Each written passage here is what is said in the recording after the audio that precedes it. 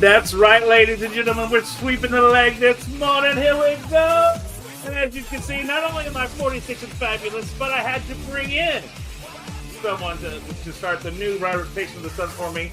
The Truth, Piers Austin, is here to talk Smackdown with us today and other kinds of stuff. And we're going to pick his brain and find all the fun things that he has down under, because the other Thunder from down under decides he can't be on time. But we all know this, and that's why we love Jimmy. But Piers, thank you for being here today. As always, it's great to have you on the show. How you been, my friend? I've been good, man. Thank you for having me, bro. It's always a pleasure to come and hang out with the Hameen Media Group clan and come and talk some shizit and talk a bit of wrestling and all that other good stuff. So I'm excited, man. I'm very excited, bro. How you been anyway, bro? Look, it good yesterday, as everybody I think probably knows, was my birthday, and it was a good day. I got the day off of work. Jimmy's PC is updating, so he's not here yet. That's why he's running behind because he just messaged me. But it was good. I had a day off of work, so just chilled, did some stuff around the house, and then me and my girlfriend went out. We there's a local restaurant called Rio Brazos Grill here in town, and they're pretty new, and so we've never been. Like, all right, let's check it out. And they have this deal called the Chef's Table, where you can reserve it, and it's like $75 for the booking fee and $75 per person. But you're sitting there and you're getting off the menu items that the chef's making for you. So like he's doing, and so you're right. Like the way they had it set up is you're at the serving counter, but they have a spot reserved and made for like that part of it, and you're sitting there and everybody sees you and you're there and you're just having a conversation with the chef. He's like, hey, what do you like? You know, I like spicy, I like this, and I don't like broccoli or eggplant. And he goes, well, we don't have eggplant. I said, nobody likes eggplant. And so, you know, we have fun with that, and you're just having fun conversation. You're watching the kitchen work as they do their thing, but then he comes by and goes, oh, here, try this. Oh, here, try this. I'm trying this for you. Hey. Oh, dude, it was so much fun. Like, we got there at 6:30. I think we wrapped up around 9-ish and had such a great time. And the chef was super cool. And he was like, oh, look, man, come back. And, you know, you come back, I'll come say hey. And, you know, super nice dude. You know, Chef Clifton was his name. And he was awesome. And the food was really good. Like, super good. He cooked us. He's like, hey, if you're cool with this, we've got normally we do our ribeyes, you know, certain size, but we had an offcut of 10 ounces, so I'll cook 5 ounces of ribeye, Wagyu ribeye for you. I'm like, my girlfriend was immediately like, yep. She stopped what she was eating, handed it immediately to me and says, that's what I want. Yep. That like mid-meal. She's like, yeah, pasta's like going, yeah, like, all right, I'm done with this. Yeah, you know, like he got us buffalo sliders with like a candied jalapeno and some Fontana cheese and like really and a little brioche bun. It was awesome. Yeah. And so like she's halfway through that and he comes over and says, hey, how do y'all feel about this? And she immediately stops and like without saying anything, just puts it in front of me and says, yes.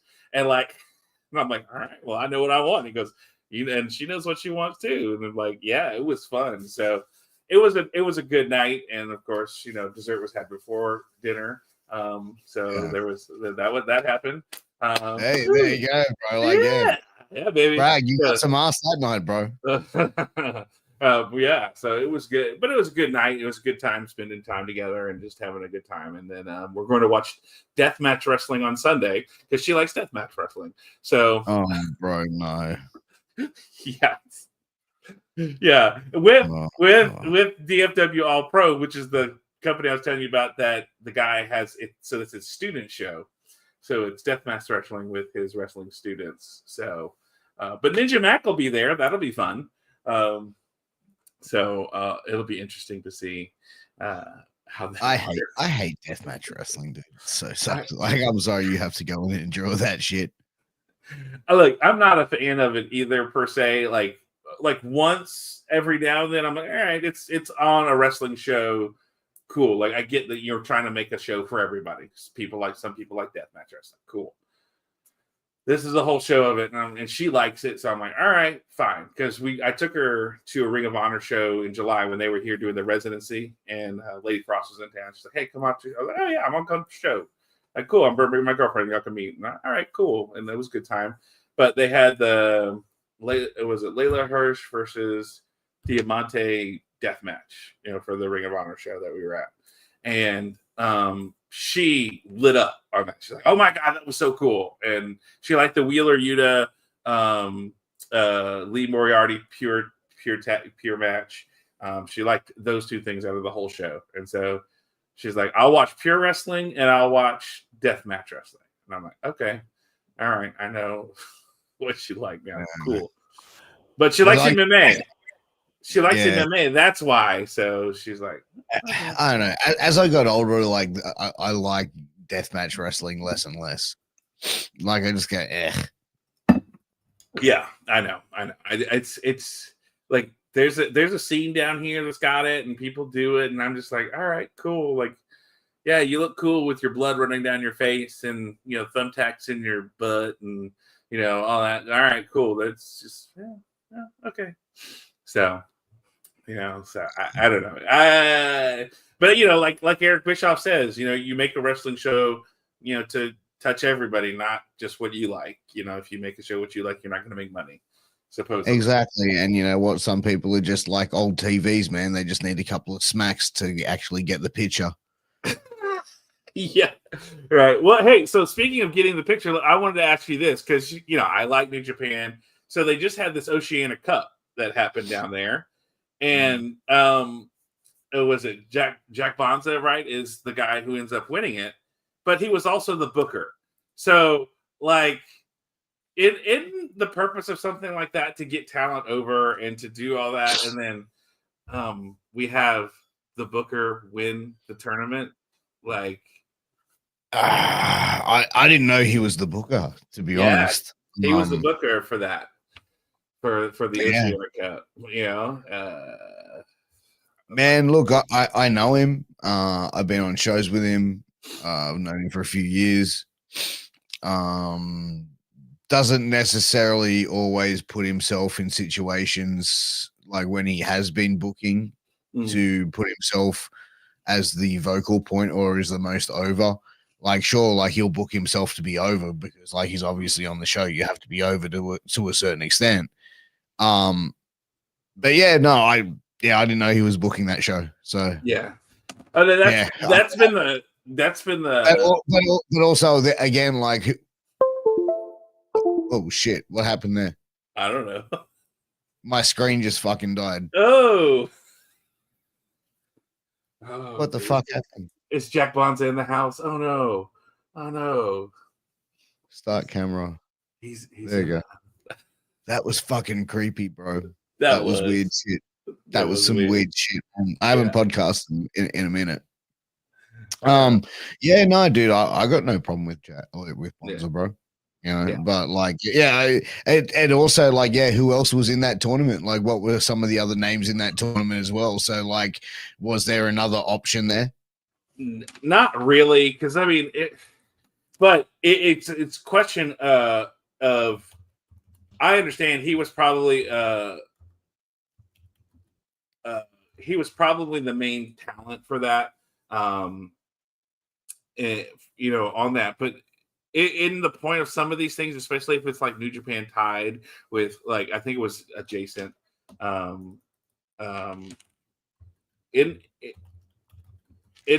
kind of one of those things that you want to put younger talent over with something like that?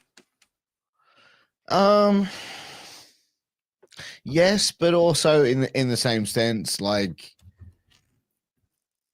I mean, why wouldn't Bonza go over in that tournament as well? You know what I mean? Like that's where I'm saying as well. Like, you know what I mean? Like, I don't know, bro. As much as I'd like to try and like jump it up and down and cause a controversy and you know what I mean, and then get clickbait and shit, bro. Like, to me, honestly, I don't know who else was in the tournament. I didn't watch it. I didn't follow it. You know what I mean? So I can't really, you know what I mean, go, oh, wow, that was a political play or say anything else, because I don't know. I can't give an educated opinion on it. And I feel like if I did, I would just be, being a little bit ignorant to the fact.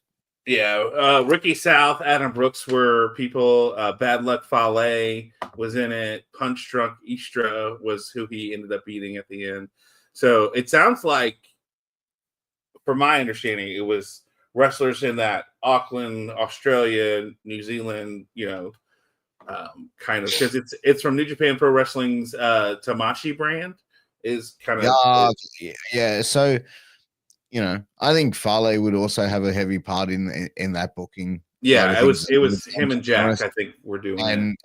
And like, honestly, when you book something like this as well, you have to look at what you have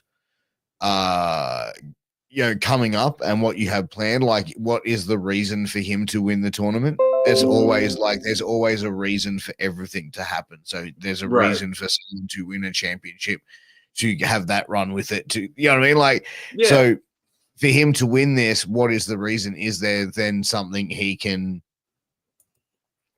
elevate or put this thing over? Because if it's the first time this Open Cup or whatever, Oceania Cup tournament, Oceania Cup, right? So by having him, who is an established name in the Australian wrestling scene, win it as well, it automatically gives it credibility for its first time as well. So then when people do win it, it's like, what I mean? When you see like WWE going, people saying they win the Intercontinental Championship, and they mention, Pat Patterson and Honky Tonk Man and Steamboat and Macho Man and all the great names that held that championship. It's like that's the same thing. They try and build stock in in the gimmick, and that's probably what it is as well.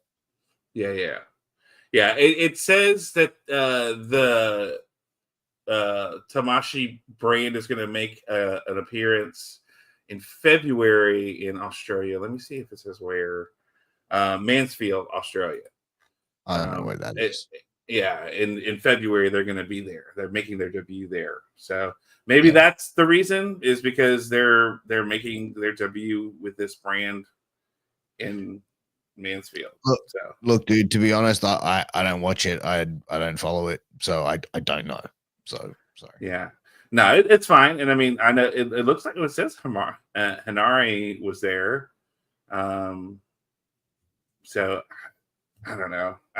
It's just interesting because, like, I listen to some New Japan podcasts to keep up with it, since it's harder for me to watch. And that was kind of one of the complaints, is like, hey, like, you had all these people, you build young guys, and then you have Jack Bonza, who him and Fale are booking it, and they win it. Like, then what was the purpose of the tournament?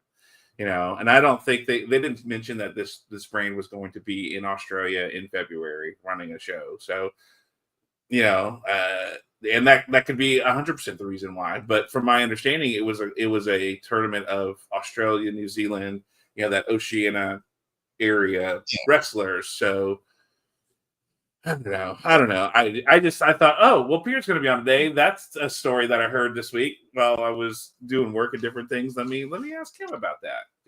Bro. And I mean, what you're saying makes sense, though, especially now knowing that they're going to run a show.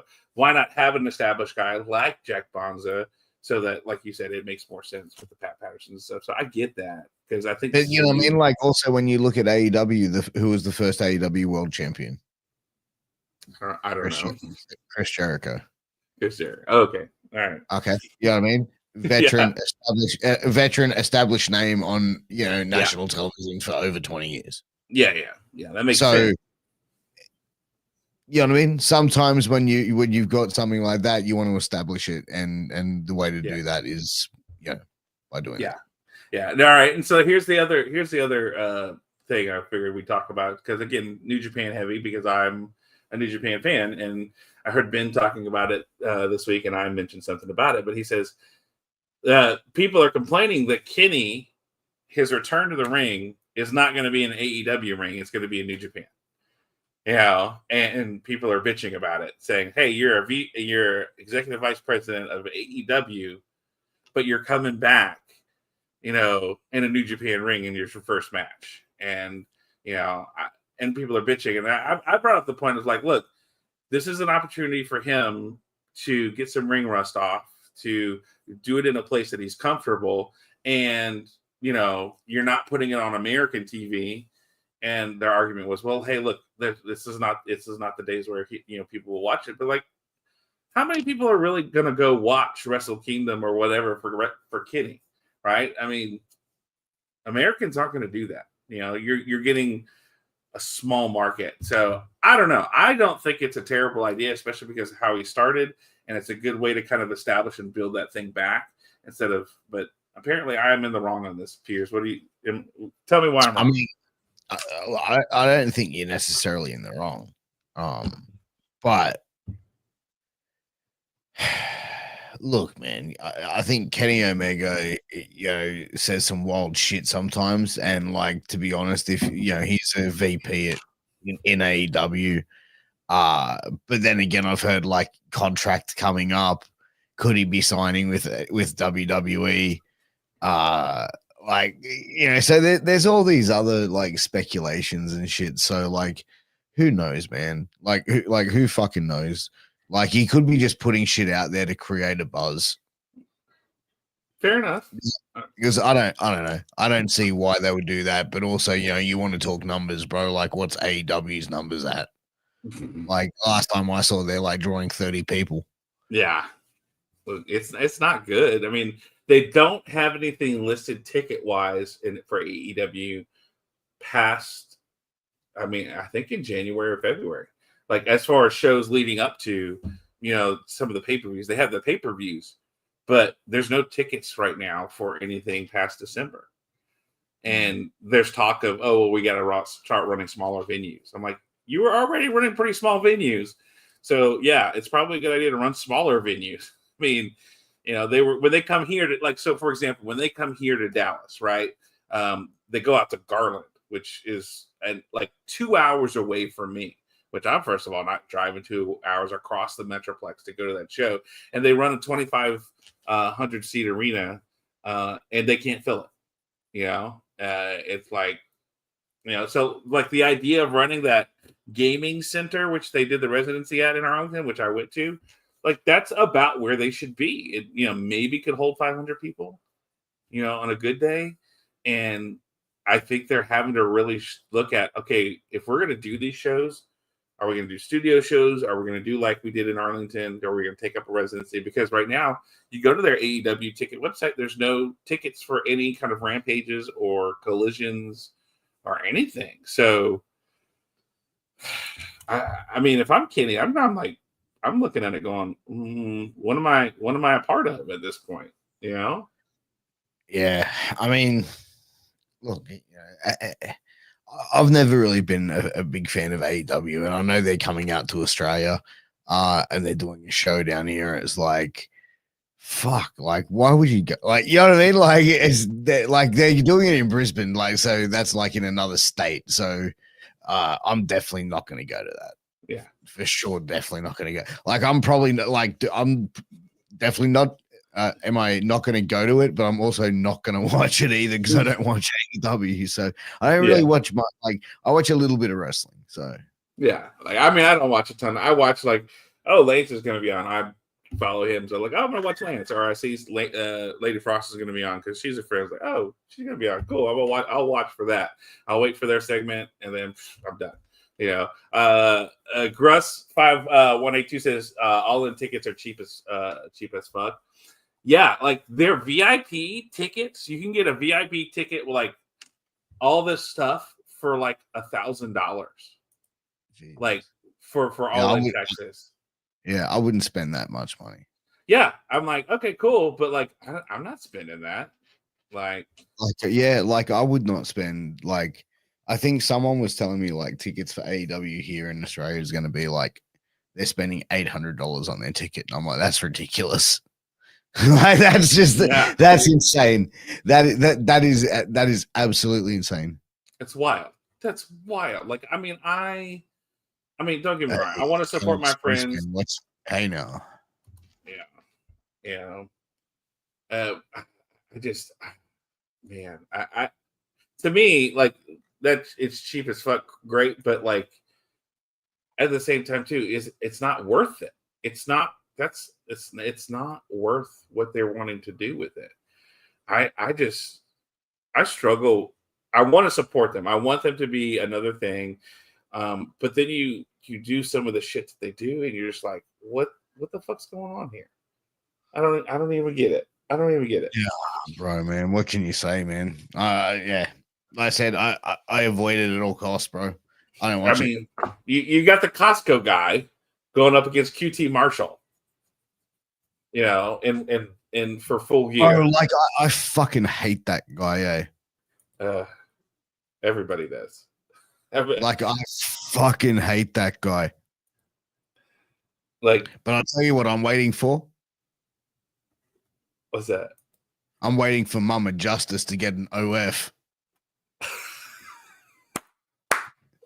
I'll subscribe, bro, just to see Big AJ give her the big fucking boom. Well, like are they married? Because the way they pitch it is like they're co-parenting, like they're divorced. I have no idea. I don't either. I don't give a shit. I thought they actually look alike, like they could be siblings and shit. Like because like, I did. The whole family, they all look alike. Yeah, I thought that too. Oh man, I was like, and I'm like, for now, I'm trying to look for the ticket, thingy they had, and I'm watching the promo that him and QT did. Like, it's ridiculous just to look at. Like, I don't have the sound on. I'm not listening to it, and I can't look at it and just take it seriously. Bro, this is a guy who has used his kid to get internet famous, bro. It's disgusting. It's disgusting. Like, yeah, I mean, like I've seen like stuff pop up on TikTok that he was trying to do it for years, and you know what I mean. And like, bro, like whatever, good for you, bro. Like, look, I've got kids, man. I don't plaster them on the internet, bro. Yeah. You know what I mean? Like, that's just not. I'm never gonna do that. Like, I try and keep that shit as private as possible. Yeah, but it's disgusting. It's disgusting. Like, bro, like fuck it, dude. You know, I hope this kid is set up for life, though, bro. But like, fuck, man, it's annoying. It's annoying as fuck. It's like, bro, it's the same as the Huck Tour girl. And now I'm seeing like her fucking Talk Tour podcast clips come up on my feed, and I'm just like, what the fuck, bro? What? And she's sitting there like rolling blunts with like Wiz Khalifa, and I'm like, fuck. Like, what the fuck? Oh my god. Okay, would you like to hear what $1,350 US will get you for the VIP package? This is the top tier all-in package for all-in Texas. You get a rusty trombone with that. Well, you're going to get the kitchen sink apparently, because you're getting premium 4 seats, the first 5 rows, commemorative chair, exclusive access to the Germania Club, the pre-show appearances by AEW star, and then to put in parentheses stars, pre-show ringside photos with championship belts, AEW VIP credential, complimentary seat to Friday, July 11th, Ring of Honor, premium merch pack, AEW VIP concierge representative, dedicated early entrance, crowd free shopping, Superstore Fast Pass. And then so for $300 less, you can go for the champion package, which is floor seats, row 6 to 10, a commemorative chair, exclusive access to the American Club, pre-show appearances by AEW stars, photos with championship belts inside the American Club. So you don't get to be ringside, you get to be in the American Club. VIP credential, complimentary seat to Friday Ring of Honor on July 11th. Premium merch pack, AEW VIP concierge representative, dedicated early entrance, and crowd-free shopping. Then for $550, you get the Challenger VIP package, and that's premium lower level seating, exclusive access to the Lexus Club, pre-show appearances by AEW personalities. It doesn't say stars, it says personalities. So Alex Marvez is going to be your person to come meet you. Photo with championship belts inside the club, AEW VIP credential, AEW VIP concierge representative, dedicated early entrance, and crowd-free shopping. So those are your VIP packages for All In Texas. Look, Wow. when they announced this, That's earlier, I already said this was a mistake. I already said this was a fucking mistake. They can't generate enough business to run Globe Life Stadium. They can't do it. They can't do it. It's gonna be a shit show. It's gonna be a shit show. And I mean, because that thing holds like 40, 50,000 people. There's no way they're getting that many people in that stadium. No way. Man, look, like what are their current numbers like? Because I know like there's been photos going around like the buildings like half empty and shit. Yeah, that's. I mean, but that's what I'm saying. Like, Peters, they run a building here that's 2,500 people, right? 2,500 people, and they can't sell it out. But the thing was, like, AEW fans were like so fucking hardcore and passionate, and now like, where are they all? Gone, because they don't do what they need to reach the right amount of people.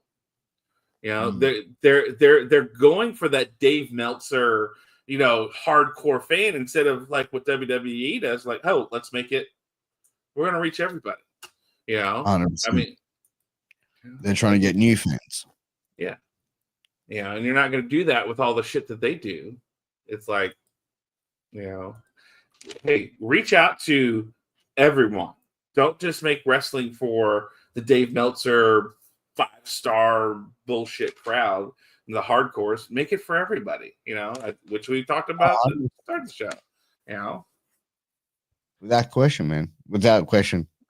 And tell some stories. Tell some fucking stories. And have some stories that make some fucking sense. Like, oh, hey, by the way, and stop doing obvious, attention grabs with this, like, AJ and the Rizzler and all this shit with QT Marshall on 0 Hour. Is that going to bring in any fucking money? No. I don't know, bro. But it's like they're trying to appeal to internet marks. That's it. And that's so fucking stupid. You're not going to make money appealing to internet marks. No, because they don't have any. That's why they're on the internet. You know what I mean? I mean, you're not wrong. You're not wrong. But you know who is wrong for showing up right when we're probably going to get ready to talk SmackDown? Is this fucker right here. G'day, gents. Good morning. Look at Jimmy T, bro. Like, you got the same microphone as me, bro. Like, upgraded. Do you? Oh, shit. I've had this for a while, man. I go between this and my other roads. But I didn't realize you got the same one. You do too. Hey, the Procast is good, man. Yeah, it's a sick mic, bro. Yeah, no, I love it, man. But I usually use my other roads, which is technically better. You got the Snowball. I got the Snowball. You got to go all Aussie, John. Come on, man. Roads are strained, bro. Look. My $50 purchase that lasted 4 or 5 years ago, that's still kicking. I'm fine with it. So we're all good. Oh, look, it's Jacob. Good morning, Jacob. We can see Jacob. At least you're wearing a shirt today. Yeah. Because of last week. And damn my computer, man. Yeah. Hey, sorry about last week, boys. Man. Like, last week I did like 2 shows Friday and Saturday nights, and like to do all the podcast on Saturday. I was like, fuck. I got home. I was like, don't worry. Nah, you're good. We did a 4-hour extravaganza last week, so it's all good, Pierce. Yeah. Fucking hell, bro. 4 hours. Yeah, 4-hour extravaganza, like I said. It was Jimmy's computer shit the bed, and then Jeff came on and we finished the show, and then we just started talking for another hour after that. So it was like, technically we were finished when Jeff jumped on. We're practically at the end when my computer shit itself, and then we ended up doing another 2 hours. And for once, I could see John wanting to leave. Usually, it's he's the one that's like draining it out, but it actually wasn't John. I've got the worst hay fever, man. I get it all the time. Me too, bro. Right now, I do too, man. I'm just like, fucking. My eyes are watering. Yeah, I cop it as well, bro. Especially here, it's hot right now and humid, and it's kind of starting to rain. Like it was 37 over here. Well, how hot is it over there? I don't know, man. Fucking, It was so hot, my balls were sticking to the side of my leg. Y'all both a fucking bunch of worst, whingers, bro. fucking whingers. Like, it was hot and sticky, like my balls. Talking fucking weather and all this bullshit. You bunch of fucking whingers complaining about hay fever Dude, it's and weather. fucking sticky and yeah, man. It's the worst, bro. Man, Australian heat, John. I'm telling you, it's pretty bad. But then again, I know Texas gets pretty bad too. So. But the Australian one with the ozone layer being wide open and shit, it's bad for your skin. You don't slip, slop, or slap, as we say down here. You're screwed. I mean, y'all are just Southern. Y'all are just Texas, just in another hemisphere. Funny what you said. Undertaker said the same thing. He goes, if I was to live anywhere outside of the US, he goes, Australia will be the place you live. And his co-host asked him why, out of curiosity, why is that? He goes, because they're just exactly like Texans. Yeah, apparently we're like Texans. I don't see us that backwards without the guns. Hey, we used to have the guns, but not anymore. Yeah, but y'all pussied out. So we essentially did pussy out pretty easily too when you think about it. I mean, Pierce, am I wrong? No, you're not wrong, but like, I don't know, man. Like, you look at compared to like gun violence in Australia compared to gun violence in America. You know but you got to keep in mind our population. Actually, if America had 30 mil, say 25 mil, right? Just say we would be more violent than them. Apparently, you reckon? So you got to look. Well, that's what the statistics said. So you got to keep in mind if we had 300 million people, you know what I'm saying, compared to 25 mil. I mean, you got to think about it.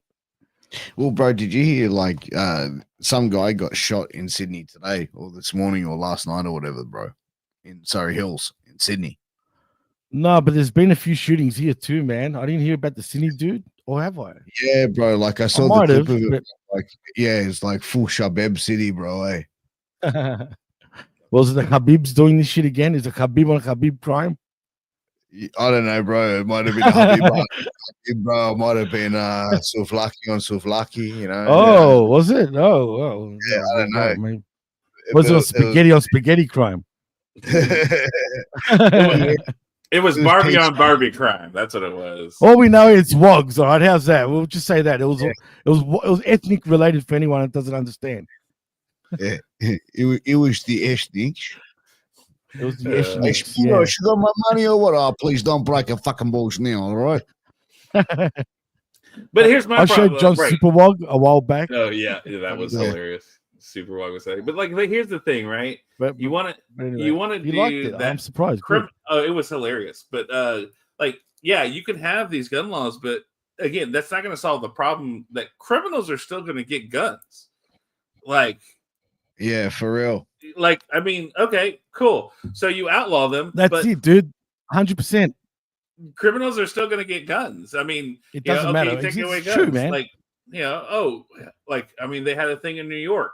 They have strict gun laws in New York City, but a guy then goes around and stabs 8 people, right? Like, and he had been let out of jail earlier. It's a real stabbing culture more so because of that. Right. Yeah. When you take away guns, right, or try to, it becomes more of a stabbing culture for, your everyday people. But in saying that, like you said, they found a rocket launcher, dude, in Sydney a few years ago. I don't know if you remember that. Nah. A rocket launcher. Now, we got some of the most probably the most strictest gun laws in the world. Yet they find a fucking rocket launcher. Think about that. Do you remember the Lint Cafe? Oh yeah, of course, right. That happened a few years ago, where the fucking like the Al Qaeda terrorism shit. Yeah, bro. That was fucking wild shit, bro. Eh? That was wild. Oh yeah, that was pretty bad. Yeah, I mean that was during the point of terrorism was real high on everyone's fucking like list pretty much. And yeah, it happened in Sydney, GTA Sydney. Yeah, but you got to take out the I. It's not spelled like Sid, like Psycho Sid. SYD. Yeah, SYD. We're Americans. We don't know how to spell it. In the SYD. You said it. Yeah. On my way to cruise with Mr. fucking GMET. Well, Jimmy. Oh yeah. By the way, happy birthday once again, John. Oh, no, thank you. 46 and fabulous, right? Yeah, that's right, baby. Hello, fabulous. So we've already talked some New Japan. We talked about Jack Bonza winning the Oceania Cup. We talked about Kenny Omega making his return after over a year in a New Japan ring and not an AEW ring, and how people lose their shit about that. And then we discussed how AEW really isn't shit, and we talked about their VIP packages. Whoa. Did you say AEW really isn't shit? Yeah. Like they have, okay. they have no, they're, because it's like, okay, well, why would Kenny go back to AEW? Look at the numbers, look at everything. And then we talked about the VIP package for All In. You guys have got it wrong then, I'm telling you. Because I just want to say one thing about Kenny. No, I'm talking about the Kenny situation.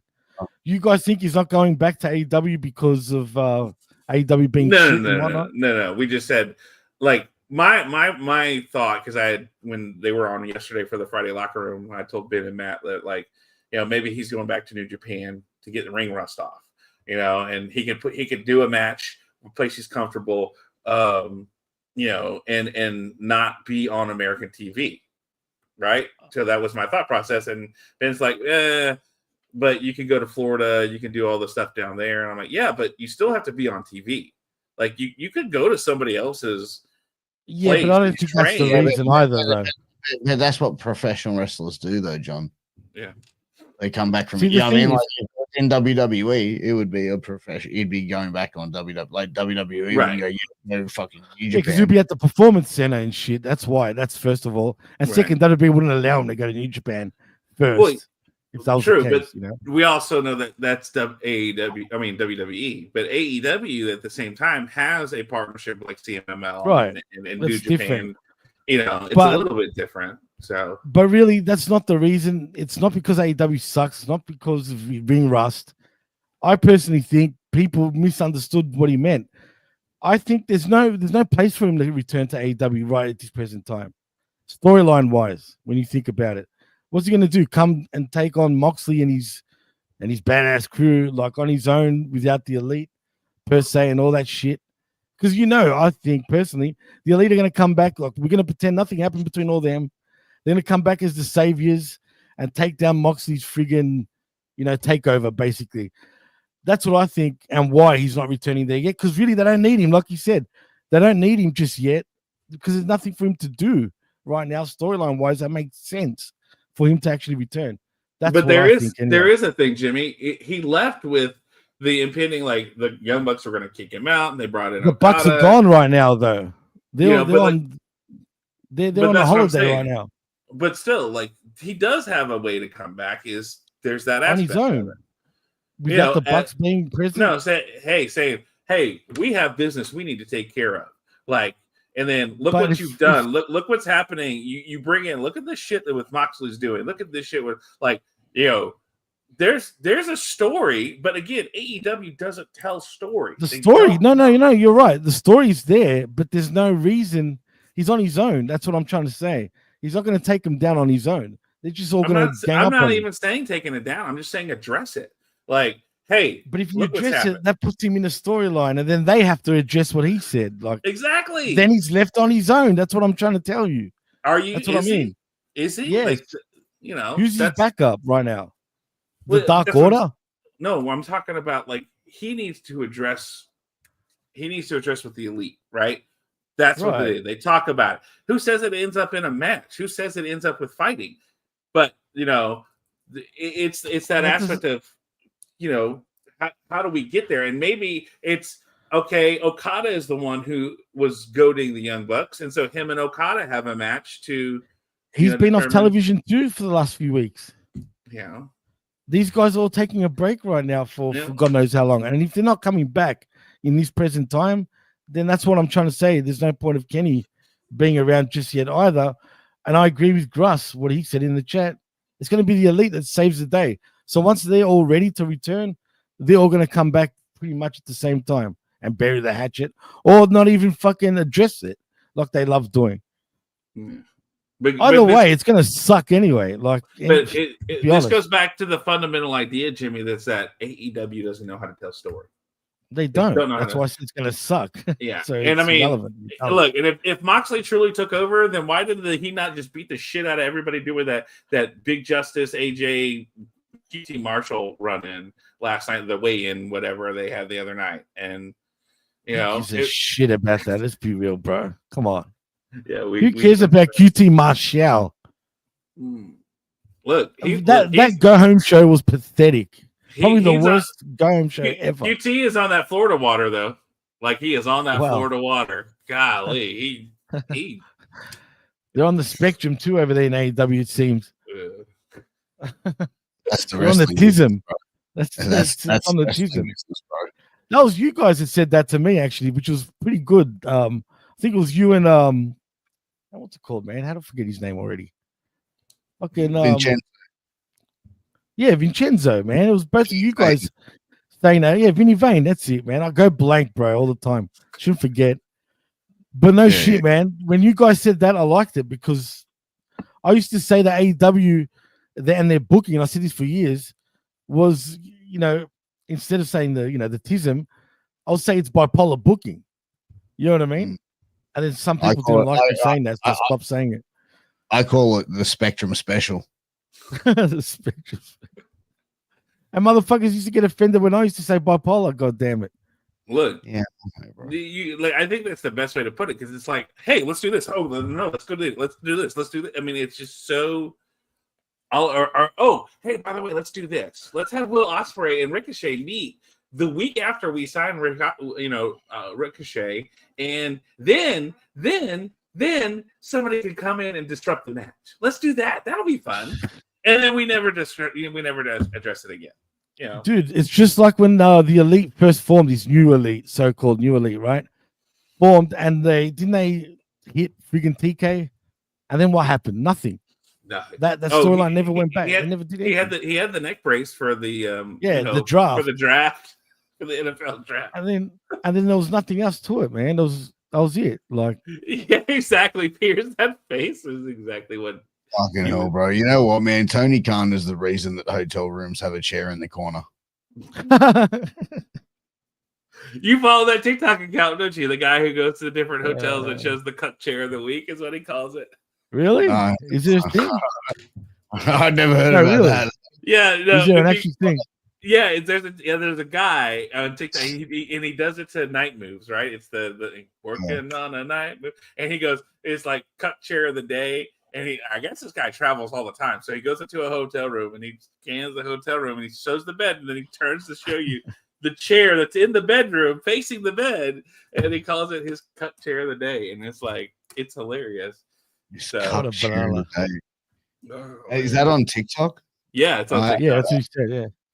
Fucking hell, I gotta find that. No, I had no idea. That sounds hilarious. It's funny. And it's simple. It's just him like going into a room and showing you it, and it just says at the top, cut chair of the day.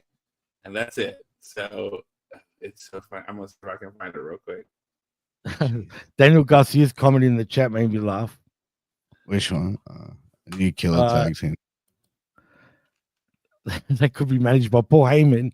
He's needing WWE. This team of Omos and Braun could be called Unlimited Carnage. Isn't Omos released from WWE though? No, he's still part of WWE. But I'm surprised because they're idiots, man.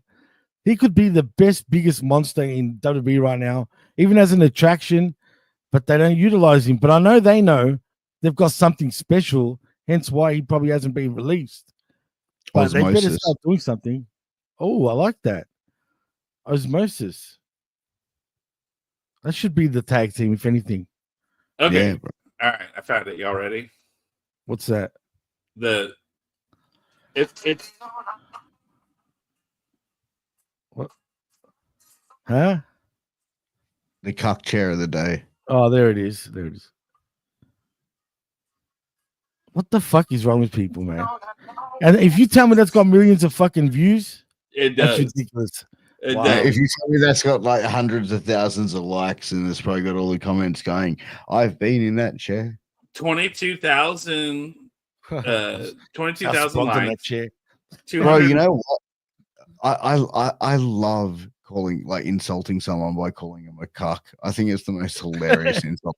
It's the lowest. That's why, bro. It's like you fucking cuck. Bro. Oh, seriously. You're fucking shut him with poo.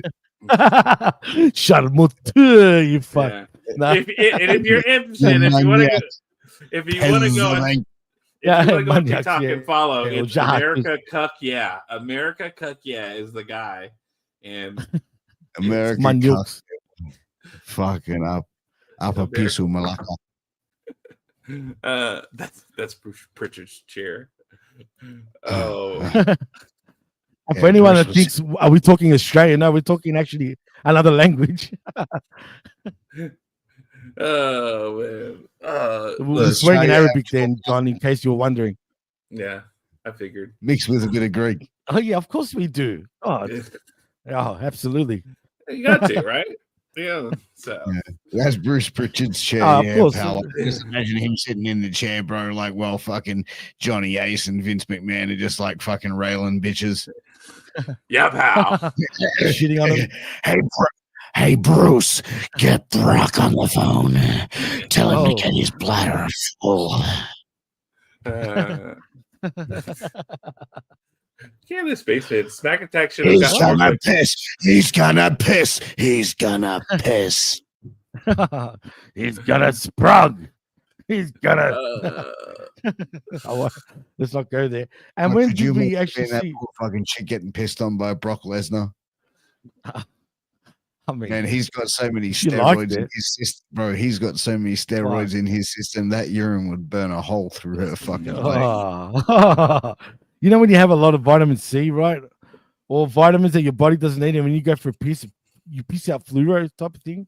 Do you know what I'm talking about? Bruce, I knew you guys were going to do that. No, you piss out fluoro when you have too many vitamins that your body doesn't need. No shit, look it up, right? Yeah. If it was his piss and he had all that fucking juice in him, man, that shit would be dark orange or something. He's got so much juice in him. Like look at his daughter that he produced. Like, hey man, she's in high school, bro, or college, whatever she was in, right? She's in college and won the state champion. Like his kid, you think she's on steroids? She's on steroids just through the transference of his steroids from him into her. Like she's got natural steroids just from her dad. Do you know what? I heard a story about Brock Lesnar, right? That he once pissed in a truck's fuel tank. That fuel tank is now Optimus Prime. Well, let's be real, man. If you had to build a perfect soldier, like a war soldier, and even though he reminds me of like a German fucking SS type of guy, he's German background. Lesnar is a German last name, funny enough, right? Is he really? Yeah, it really is. Lesnar is very much German for a last name. And he'd be the perfect SS type of soldier back in the day. I don't think we'll see Brock. I don't think we'll see Brock in a long time. I disagree. It's up to him now, I think. Actually, it's on him recently in an interview. It's up to him. If he feels like he doesn't need the money, dudes. That's the thing. But it was also added that he was going to piss on the bitch, bro. Like, yeah, come on, man. But he didn't. He didn't show up. That's the difference. You know what I mean? He actually didn't show up when he was meant to show up and do whatever the fuck was going to do, right? Bro, could you imagine like that level of fame where like just like fucking someone just won't cut it, so you have to then like defecate on him to like, you know what I mean? Like, is that not for like some fucked up shit, bro? Like that's some fucking like twisted shit, bro. I'm not into shit and shitting on bitches and shit. Like, that's not me. I don't know what the fuck that is. I don't know why people are into it. I just don't get it, man. For me, even the Diddy shit, man. I mean, those freak offs, man. Can you imagine? No. You know, the baby oil. I mean, shit. It's no secret. I don't know if you know this, but in Melbourne, there's a swingers club, nightclub, right? Called Inflation, which is a legendary nightclub. You got that VIP, right? No, not me, man. It's a Greek chick that owns it, funny enough. But my missus started laughing in the background. But in all truth, though, that shit goes on legally even. You know what I mean? Apparently people got shot as well. Look it up. Cops once raided that joint and started shooting people that were fucking all over the joint. was only a few years back. Look it up, man. It's a true story. No, I'm okay. I'm fine. It's weird. People are weird, man. People are fucking cooks, bro. They got weird I mean? fetishes, man. Each No, to bro, their own. like, If they want to shit on bitches' heads, so be it. Whatever. That's them. Jimmy Like, T what do went you do? there for the Greek buffet. What type of buffet are we talking about there, Gruss? Yeah. What Greek buffet are you referring to? Whoa. It's like Gruss even when loves you like, Greek food. He loves it. who loves Greek food? Gruss, he'll tell you. Don't worry. Oh, grass. Yeah.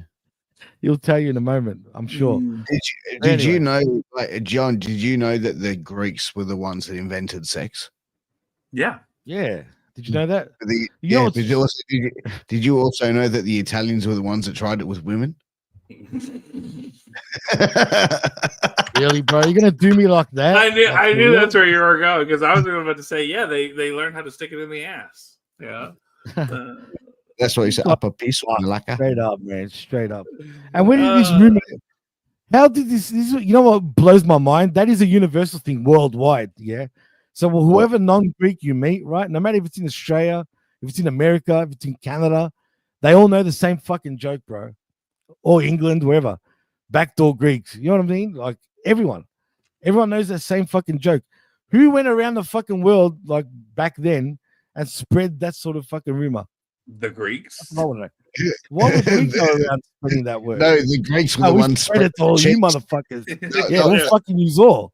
Exactly. The Greeks were spreading the cheeks. Don't you know the old saying of beware of Greeks bearing gifts? And the holes of glory. Yeah, exactly. Yeah. Any hole is a goal. Yasole. It's Yasure, not Yule. We're not Lebo. Come on. I'm mixing a little on Greek. But it means the same thing. Re and Yule actually means the same thing. Funny enough. Jimmy's giving Greek lessons. Hey, don't insult. If you're gonna insult me, use the right. I know you motherfuckers are insulting me now. Now I have to fucking set you straight. What's going on here? Oh man, no, Canadian spaceman. I love Italian food, bro. I'll eat that shit all day. Greek food, I don't mind, man. But yeah, Italian food. That's my fucking. That's my. Italian food's made me fat, bro. No, bro. I'm telling you, man. I'm with an Italian, and they do always eat pasta. Bro. No, bro. You made you fat, bro. Bullshit. The food. Yeah, pasta. Mangiare. That's all you hear. No, I'm joking. Doesn't really happen here, but I'm just saying I do eat a lot of Italian food, and now I'm sick to death of it. I love pasta, man. I eat ravioli. I eat ravioli. Ravioli's the bomb, bro. I eat ravioli once a week. I eat penne once a week, and penne. Yeah, the other days I have like potatoes or rice as my carb. Yeah, the good old fucking. What about the Aussie fucking casserole, bro? Yeah, nah, we don't do that shit, bro. The look on your face. Nah. You're like, oh fuck that. He's like, I'm staying up for this shit. What you want me to get like sausages, bro, and cut them up and chuck them? Bangers and mash, bro. Come on. Get the grey fox and pour that into the fucking slope. Don't do that. Whatever you frozen peas and shit. Fucking casseroles.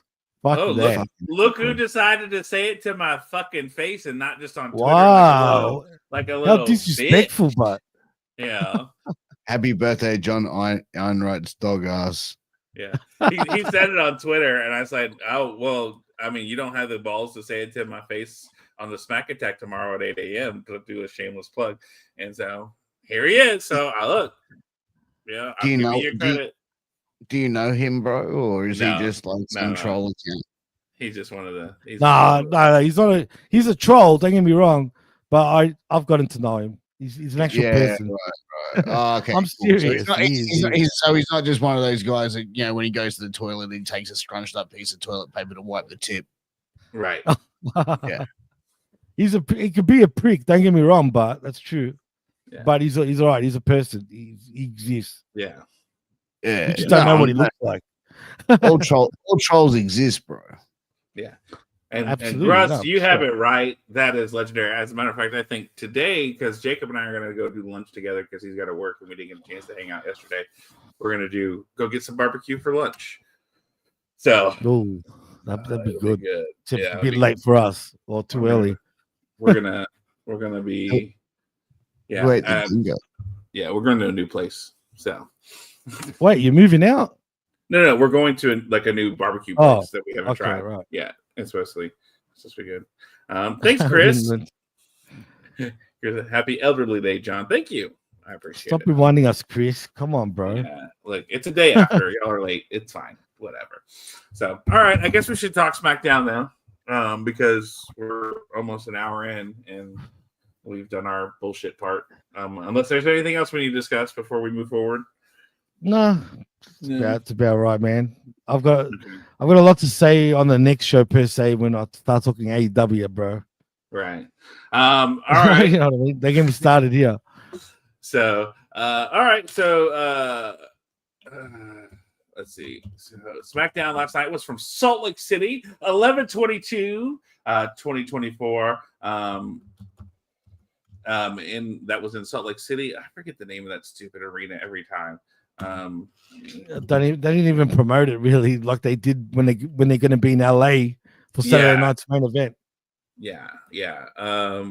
It's it's Salt Lake City. It's the Delta Center. It's the Delta Center. Mormon country. Mormon country. The place where you can soak all night long. Hey, soaking! Yay! It felt apropos though, with all the Islanders being the focus of this SmackDown in Utah, because most Polynesians are all Mormons. You know what I mean? So that's why they're mainly based on the West Coast. Well, because Mormons have hit that area hard. The Polynesian. Well, yeah, so, absolutely. Yeah, they've gone hard. Yeah. So last night was in the Delta Center in Salt Lake City. We had on commentary Michael Cole and Corey Graves. We start off, they have the highlights from last week's show. Oh, by the way, gentlemen, how do you feel that this is the last live recorded show? And next week's show is last live show, and next week's show is recorded. They recorded it last night as well. They did this on Raw as well last week. So yeah. It's to give the wrestlers a break, for the holidays. Exactly. So I'm for Thanksgiving. Yeah, but like some people are pitching a real bitch fit about it. And I'm like, they can eat a dick, bro. Like, yeah, like because they're doing this one and then they're gonna do it again around Christmas and New Year's time. How can they be complaining, these idiots, right? When the wrestlers for the first time ever in WWE particularly have never had this type of time off ever. Yeah. I'm not saying they're gonna get a union, but this is the closest thing to them having a union in some ways, without actually having a union.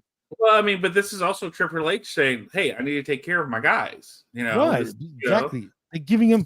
They're not working now 300 days a year like they used to say. That's out the window now. Now they're working, if they're lucky, 200 days a year, bro. That's a lot of time off. Well, and I mean, the number's going to go down. It's going to go down. The impact that has on their bodies as well, bro. So having that time off, being able to recover, bro. Like bumping sucks, bro. Like bumping is fucking horrible, bro. How are you going actually in that department? Are you still training? Nah, bro. Oh, I'll just.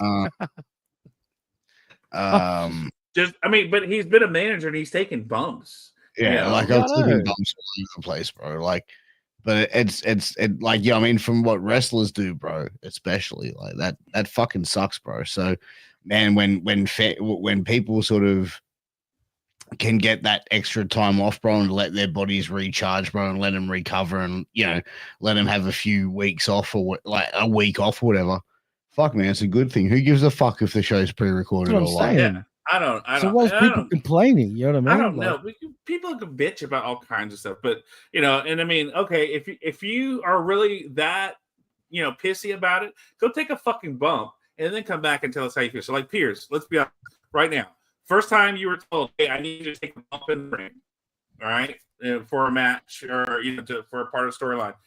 What did that feel like for you first time when you took that bump and you're like, like were you like fuck, or like what was that like for you? Well, I was told just before the show went live, hey, would you mind taking a bump off the ring apron? And I was like, yeah, I don't mind. Never like didn't get a chance to rehearse it or anything like that. So I never like I was just like, yeah, cool, whatever. You know what I mean? Like that's how like, okay, this is the spot, blah blah blah. Walk through it in the back, and yeah, just went out, did it, threw myself, and you know what I mean? Like it was okay. Didn't end up fucking damaging anything or hurting anything. Just had a roll to the ground, and then that was it. You know what I mean? Like play dead. So. Yeah, like it was, but you know what? It was a little bit intimidating though, to be honest, because it's like, fuck, like, you know what I mean? Like, I'm going to do this. I'm going to throw myself to the ground. Am I going to hurt myself? Am I going to, like, break my back? Like, how, if I land, am I going to hit my head? Am I going to knock myself out? But like, the funny thing is, like, I threw myself down and they were like, okay, you have to play dead.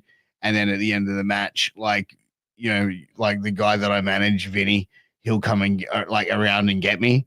And it was like, he started like halfway walking up the ramp, and like one of the production people like, dude, you got to go get Pierce. And he's like, oh yeah, fuck, he forgot. So he had to fucking come back around, pick me up, and then like carry me to the back. And it was like, yeah. And he's like, fuck, sorry, cuz. I'm like, that would have been awkward, man. Oh man, that's hilarious. But like, yeah, I mean, if you've never taken a bump, I've never taken a bump, so I'm not gonna say shit about it. And the more time off you get, well, neither have I. So there's nothing for me to say. Yeah, about it. And I mean, and yeah, WWE's already said, hey, we're gonna be cutting some of these live events, some of these smaller places. We're going to, because we want to protect our wrestlers. That makes a lot of sense, and it's good. So stop bitching. You're still getting your wrestling. So that it's not live. Who gives a fuck? You calm your tits. It'll be fine. You're still gonna watch the show, and it's gonna be fine. Stop it. It's not like they're going to a studio and just not touring ever again. I stop bitching about just because something doesn't go your way. Pick your head out your ass and look around and see how does this benefit. And stay away from social media if you don't want to be spoiled. Yeah.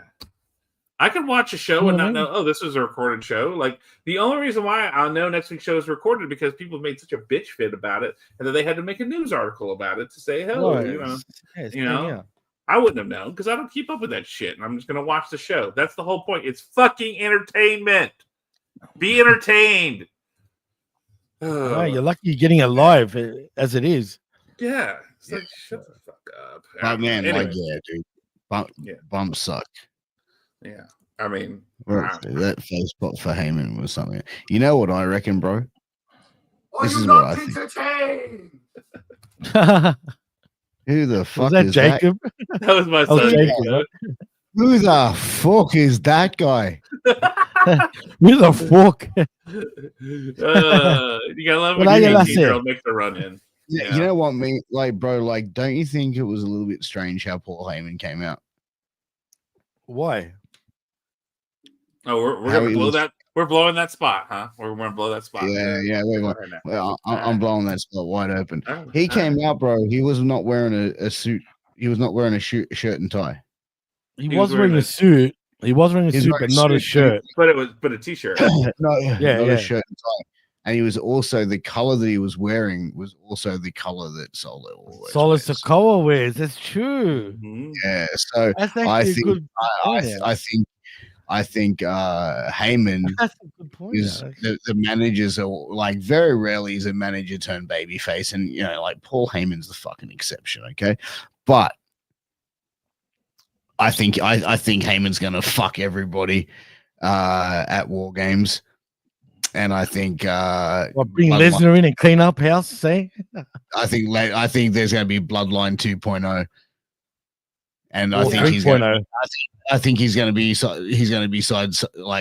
on Solo's side at the end of it. Or could we bring back his former crew back in WCW, the Dangerous Alliance? So, well, fuck, bro. I don't think like Larry That would be Zbyszko, cool. Steve Austin are fucking available. No, right obviously now. not the same members. Obviously, I'm talking about a new version of it though. Yeah, but look, Jimmy. Anytime you put "new" in front of something like that, it doesn't work.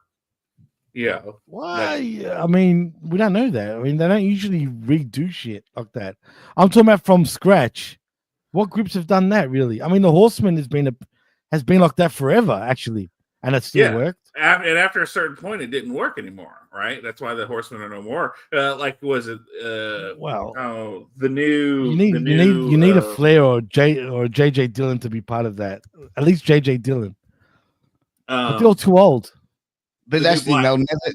They'll never do a revamp of an old. Yeah. It's never happened in WWE though. It only happened in WCW. The new Blackjacks, that was WWE. You know, when that was pathetic. Even though I didn't mind it because it was Bradshaw. Yeah, as one of them. But like they've done this WWE's done a few times where we've had the new whatever, the new Rock and Roll Express, the new whatever. They've done those kind of things, and that's the classic tag teams though. This was Heyman's group. It wasn't called Stone Cold's or Stunning Steve's fucking whatever. It was called the Dangerous Alliance. That was his. It was just him. You know what I mean? It was him and his boys. Whatever he chose. Like, you know what I mean? Pierce is looking like, what the fuck? I'm just fucking nuts, bro. Are you tired, Pierce? Nah, bro. I'm fucking like full of energy at 2 a.m. cuz. If you need to go, bro, that's what I'm saying. Go, man. I've slept a lot. Yeah, no, I'm cool, bro. I'm cool. I'm just like, yeah, bro. I just feel bad. That's all. Like, I think, like, sometimes, bro, like, you know, like if every time they revamp, like, remember when they did in the 90s and they did the new Rock and Roll Express and they had like sorry. But look who you had in that fucking group, though, man. I mean, you shouldn't do that to tag teams at all, or like the new Rockers. That was never going to work without Shawn Michaels. You know 100%. Bro. And I had even though Al Snow was the other member. And hey, man, look, sometimes, bro, like a bad wrestling angle, bro, you just got to treat it like a bad piece of pussy, bro. You just got to forget you ever smelled it and move on. But I think people, you're fucked. That threw me right off. I was going to say, I forgot what I was going to say. Fucking help me, man. Man, I forgot I'm fortunate not to have known that. I'm fortunate to not have known that. Yeah, just a dart, exactly. Yeah. It's a homie dart, but a homie dart. What do you mean a homie dart? You know the illegal tobacco. Oh, you get from the hello, brother, Shukas. I got special pack of cigarettes for you. That's tobacco. Yeah, Shukas. You want a bottle of Prime too? Yeah, that tobacco. You want some hydration? Yeah, exactly. I give you a bottle. I charge you only $9.99 for the bottle of Prime. For a bottle of Prime. Prime. Because they'll say the E without, because they don't know. You want Prime? Prime. No, thanks. Fuck it out. Anyway, my point is that I think the people would actually dig it because it's Heyman and it's his group. You don't even have to call it the Dangerous Alliance, but if they do that, you know what the fuck it is. But I mean, that's not the story, though. That's not the story. The story is him dressing Sokoa, and then him maybe. That's a good point, though. That's a good point. Him maybe going that direction.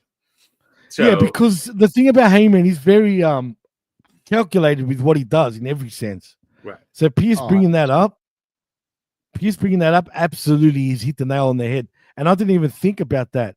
But the second he said that, I knew exactly where he was going. When you said about what he was wearing, I knew you were going to say Solo. Because that's when it went bing. I'm like, oh, shit. He's onto something. I haven't heard no one else say that. But here's the other thing. I thought about that last night. But here's the other thing I got to think of. If you look at everybody on Roman's team, they were all wearing T-shirts. Everybody on Solo's team, except for Jacob, were wearing more like well dressed, business casual, So maybe Paul Heyman, knowing that Roman was coming in for a fight, dressed accordingly. You know, But then again, does then that mean Punk that, though? but then does Punk then turn on? Like, yeah, That's what I I reckon mean. Punk's going to turn heel too. But You it's not think? time for him to do that yet because of Seth. No, but like, dude, like, Oh, don't then know. again, then again. If Heyman turns heel, like, I don't know.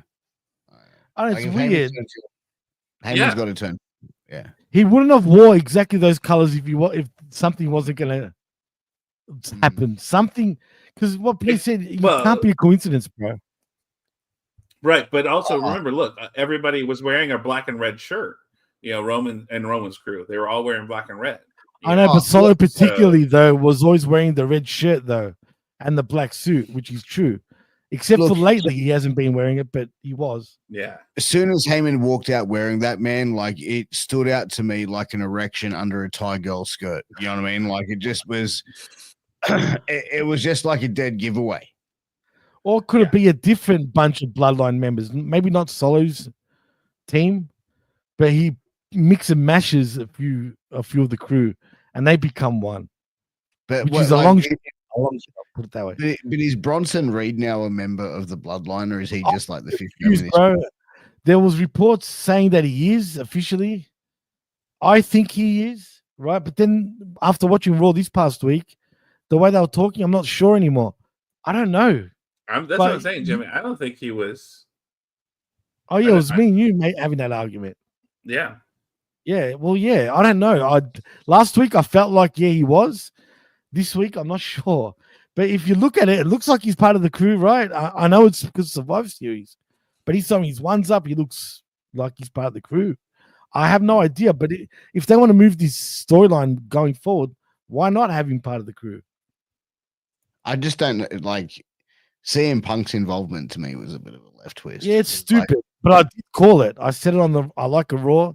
I said it'll be either Punk or Lesnar. That was my guess. I thought Cody. Nah, I know why you'd think that, but because of Kevin Owens, and really Cody would make the most sense out of anybody. Because Punk, the only thing you can say about Punk, sure, he's a Paul Heyman guy, and that's why I said it, right? Yeah. But also, he did have history with the Shield, if you remember back in the day. Yeah, he was leading the Shield. Yeah, the Shield came in. It was through Punk. Mm. So there's that, but this is not the Shield though. At the same time, and I don't like the fact. Why should he be part of this?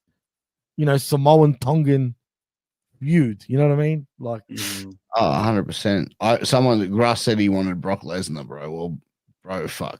Brock Lesnar needs to fucking drain the bladder before he comes back. But even Lesnar, right? As cool as that would be, again, yeah, he's got history, but what business does he have in this type of feud? Yeah.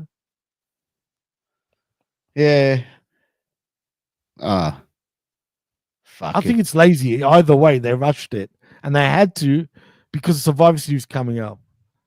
But who could they have really brought back in the Samoan bloodline, right? The Rock could have been. The Rock would have been the perfect. If he had time off, The Rock would have been the most logical, really. The Rock would have been the most. Or 4-on-4. You could have had it just 4-on-4 and not worry about a fifth member on each team. Yeah, why were they having to worry about a fifth member for? Because technically it's 5-on-5, isn't it? Yeah. WWE's rules. Didn't they do War Games before? Oh, wait. They did. When did they did War Games before with the Bloodline? It was like the Usos. That was last year or the year before. Sammy, I think. Yeah, it was the Usos, Sammy, and Roman. So that was for then. Or was Solo in that? It's true. Oh, Solo part of. No, Solo Kevin Owens was also part of it too. Right, because Kevin Owens was on the other team. Because remember, they were gonna. Was he? You're right. Because Kevin was chained and he was gonna. Yeah, and they hugged at the end, though, Sammy and fucking Kevin. Didn't they? Because that's where Sammy turned, because they were gonna have him smash Kevin in the head when he was tied. He was chained to the and he saved him. rope, and he saved him instead. So, because Solo was there, I mean, all of them were there, so it was a 5-on-5. Honestly, who would have been the best pick, and I wish they did do this, but they're not, and they won't. Was Kevin Owens, because they would have left an open door. Like, is he going to turn on them? But he's Sami Zayn's best friend. If you notice, Sammy hasn't addressed Kevin at all. It's like they're still friends per se. Doesn't even want to be on, he doesn't want to address that shit because it's just not his problem or whatnot. But I think Kevin Owens would have been the most logical, only because it would have been an X factor in that match. Is he going to turn on them? Can he be trusted? Kevin's already established that he wouldn't do, he got mad at Cody for teaming with Roman. Right, exactly. So like, and that led to this storyline. So like, that's why they did that in the first place. That doesn't make any sense at all. That makes but the only reason why they did that is because to lead to that storyline. I'm saying if that never was a storyline, it would have made sense. That's what I'm trying to say. I agree. Yeah. Okay. Yeah. Cold-blooded said they called him a hired gun. So yeah. Apollo Crews. Come on, bro. Yeah. There's really no one. It should have been a 4-on-5 even, and have Solo's team win. And have them coming back from the bottom to the point where they become, they rushed this part. They totally rushed it. They could have still slowly. Why does Roman and his team have to win? They don't have to win. I'd have Solo go over still in this match. Because what I don't like is the fact how the brothers now, we're brothers again. It's all good. Who gives a fuck about what happened? Everything moved too fast. Well, it's not, though. That's the whole to that. That's the whole point. Jimmy and Jay are still working on trying to figure out how to work together. Like, they're good. Pretty much cool, but man. I think if you bring in, if Heyman turns heel and joins Solo, I think what they should do is they should bring in Rikishi as like the consigliere. And we've been waiting for that. You know what I mean? Like bring Rikishi in as the underboss or consigliere, the wise man. You know what I mean? Because he's kind of that generation, that parental generation for the Usos and them. And I reckon that'd be pretty cool. Yeah, I agree. And we've been saying that for the last 3 years, like they should have them involved. And they did at one stage with Alpha and Sika, and God bless both of them, RIP. But, now, we should see Rikishi. You know what I mean? We should see even the Tonga kid, who's Jacob's dad. He's Samoan, not Tongan, by the way. Heck, even Haku. Ming. Yeah, Ming. Meng or Haku, whatever you want to call him. Doesn't matter. Bring him back, too. Yeah. But, look, but here's the thing. How long has this storyline been going on? And now that they have us still talking about it, and, like, we're so invested in the Paul Heyman dresses to say, hey, this is the direction they're going to go. This is what they're going to do. When, look, Paul Heyman just could have said, fuck it. I don't feel like putting on a full suit. I'm just going to put on a T-shirt, and I'm going to put on my suit. Like, look, that's all it could have been. But we all think Paul Heyman has this big plan, and this is the thing he's signaling, and this is what he's doing. They have done such a this is the difference. This is why WWE is what it is, because look at the storytelling and how we're thinking about directions the story can go and the way it could go based off of the way someone dressed at their return last night. I mean, that's some good shit. That's some good shit. That's some good right. But that's the thing. He thinks that way. He's that cerebral, shall I say, that he doesn't just wear something for no reason. That's why I think Pierce hit the nail on the head. It's the little hidden gems and behind the things. But boys, look, I'm like really crashing out. I'm so sorry. Yeah. I've been go for it. Go, dude. Go. That's man. I'm gonna have to be like a Jew's foreskin. I'm gonna have to be off and out of here. You didn't just say that. Yeah, thank you for having me. It's always a pleasure. I love you boys. And again, I can't even keep my eyes open at the moment. I'm sorry. I need to get some all right, see you later. Take it sleep, yes. Get some sleep. Thank you, Josh. Hey man, take it easy, and if she's easy, take it twice. Jeez. That's a sign off. That is a sign off. Fucking Pierce. Yeah. So anyway, to go back to the show though. So we start with Solo and his crew coming out to the show after the highlight, and is like, oh, Roman's not even here, so look how great I am. And Bronson Reed was with them, and cool. It was, I don't know, like this was like this is not a start I was looking forward to, thinking like this is going to be a good show. You know, like, because it's like, all right, you walked out here to say, acknowledge me. Roman's not even here. Cool. Look at me. All right, great. Cool. And then we move on from that, which was like, great. And Michael, and then after that, we have Michael Cole and Corey Graves who go through the card for the show. And then we have a commercial break. So that opening before you move on. Yeah.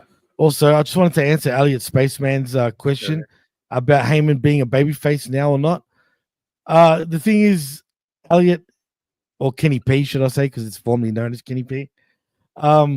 He's already going to be loved regardless. Heel, babyface, everyone loves him anyway, man. So it doesn't really matter in my book. He's already going to be loved regardless if he's a heel or a babyface. Where do you see that? If you go up, it was his first comment. Okay. Second comment. Oh, and also he wants to know about Seth. Is he going to turn heel and get Punk out of the match? No, but it will lead to them actually having a feud anyway. Yeah. Just saying. That's what's going to happen. He will get upset about it. Yeah, or Punk is the reason why they lose, or Punk costs them the match, or whatever, and not in an intentional way, an unintentional way. And whatever the case, it will lead to them, being even more bitter with each other. Okay. That's what I think, anyway. So yeah. Anyway, so weird, like not very good opening part to this. Not intriguing, not intact. Not engaging at all. Then we come back for a commercial break, and we have Bianca Belair versus Chelsea Green versus Blair Davenport in the Women's United States Championship tournament match. So the three-way, it was a three-way, but I think the two interesting things that come out of this is, one, Chelsea Green wins and it goes forward, kind of like you and I talked about last week. And it went because Bianca Belair was in the match, and then Jade was attacked. Now, okay, Jimmy, can I take a moment and talk about this attack? I know it was stupid. Don't get me wrong. Like, were they trying to say that she got run over by a car? Oh, good question. Like. Good question. I didn't think of that. Right. That's a good question. Like, because if that's the case, that means she was hit from behind. Why would she have blood on her forehead if she's hit from behind and sprawled that That's way? true. Or a Braun Strowman picked her up and choked her through the glass and everything, or she was dropped from a height, right? She was up on a railing looking at that car and looking at that car from like I get what you're trying to do. You're trying to make something dynamic to get Bianca Belair distracted so that we have Blair Davenport and Chelsea Green, and Blair Davenport's not moving forward. So we got to do something to make Chelsea Green right. And that's all that was. That's exactly what I did that. But to continue this whole everything going on, what's going on with Jade and Bianca, and they're getting attacked because they're the tag champs and all this stuff. Like and the mystery of who did it. So of course they only showed where Jade was, right, laying on the car. Blood on the forehead. Maybe her head got smashed into a side window. She could have got attacked first and then choke slammed onto the car. I'm assuming, or pushed off or whatever. Whatever the case, it's probably a woman. There's no woman that's going to pick up Jade and choke slam her to where it leaves a dent like that. Like the only way that happens is she falls on it. Okay, she would have been. I assume would have been attacked from behind. Attacked from behind and then thrown onto the car, because even if she gets hit from behind, she doesn't leave a dent like that in the car. You know what I mean? And she doesn't smash the windshield like that.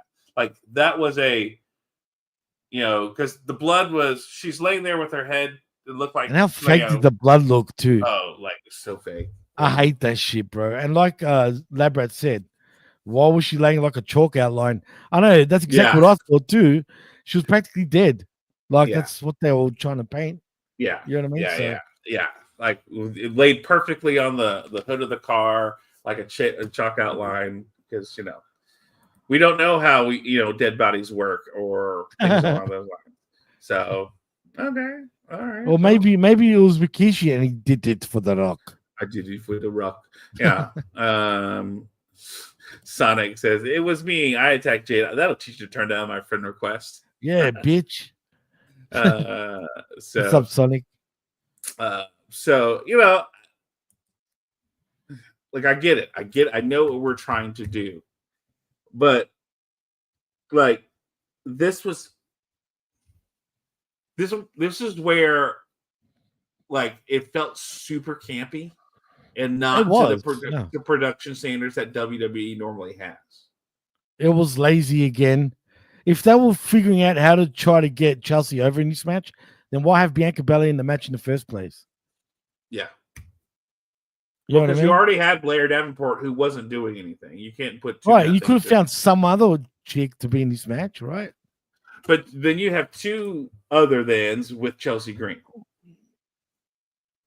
You know that what way I'm saying? She could. I get it, but why would Bianca Belair want to go for a second-rate belt run? That's what I'm saying. This belt is made for someone that's not going to be Bayley, right? Or Tiffy. Why wasn't this Jade? Good question, but she doesn't need that championship just yet. And we know that really, let's be honest, Jade is not super solid in the ring. Well, yeah, she's improved though.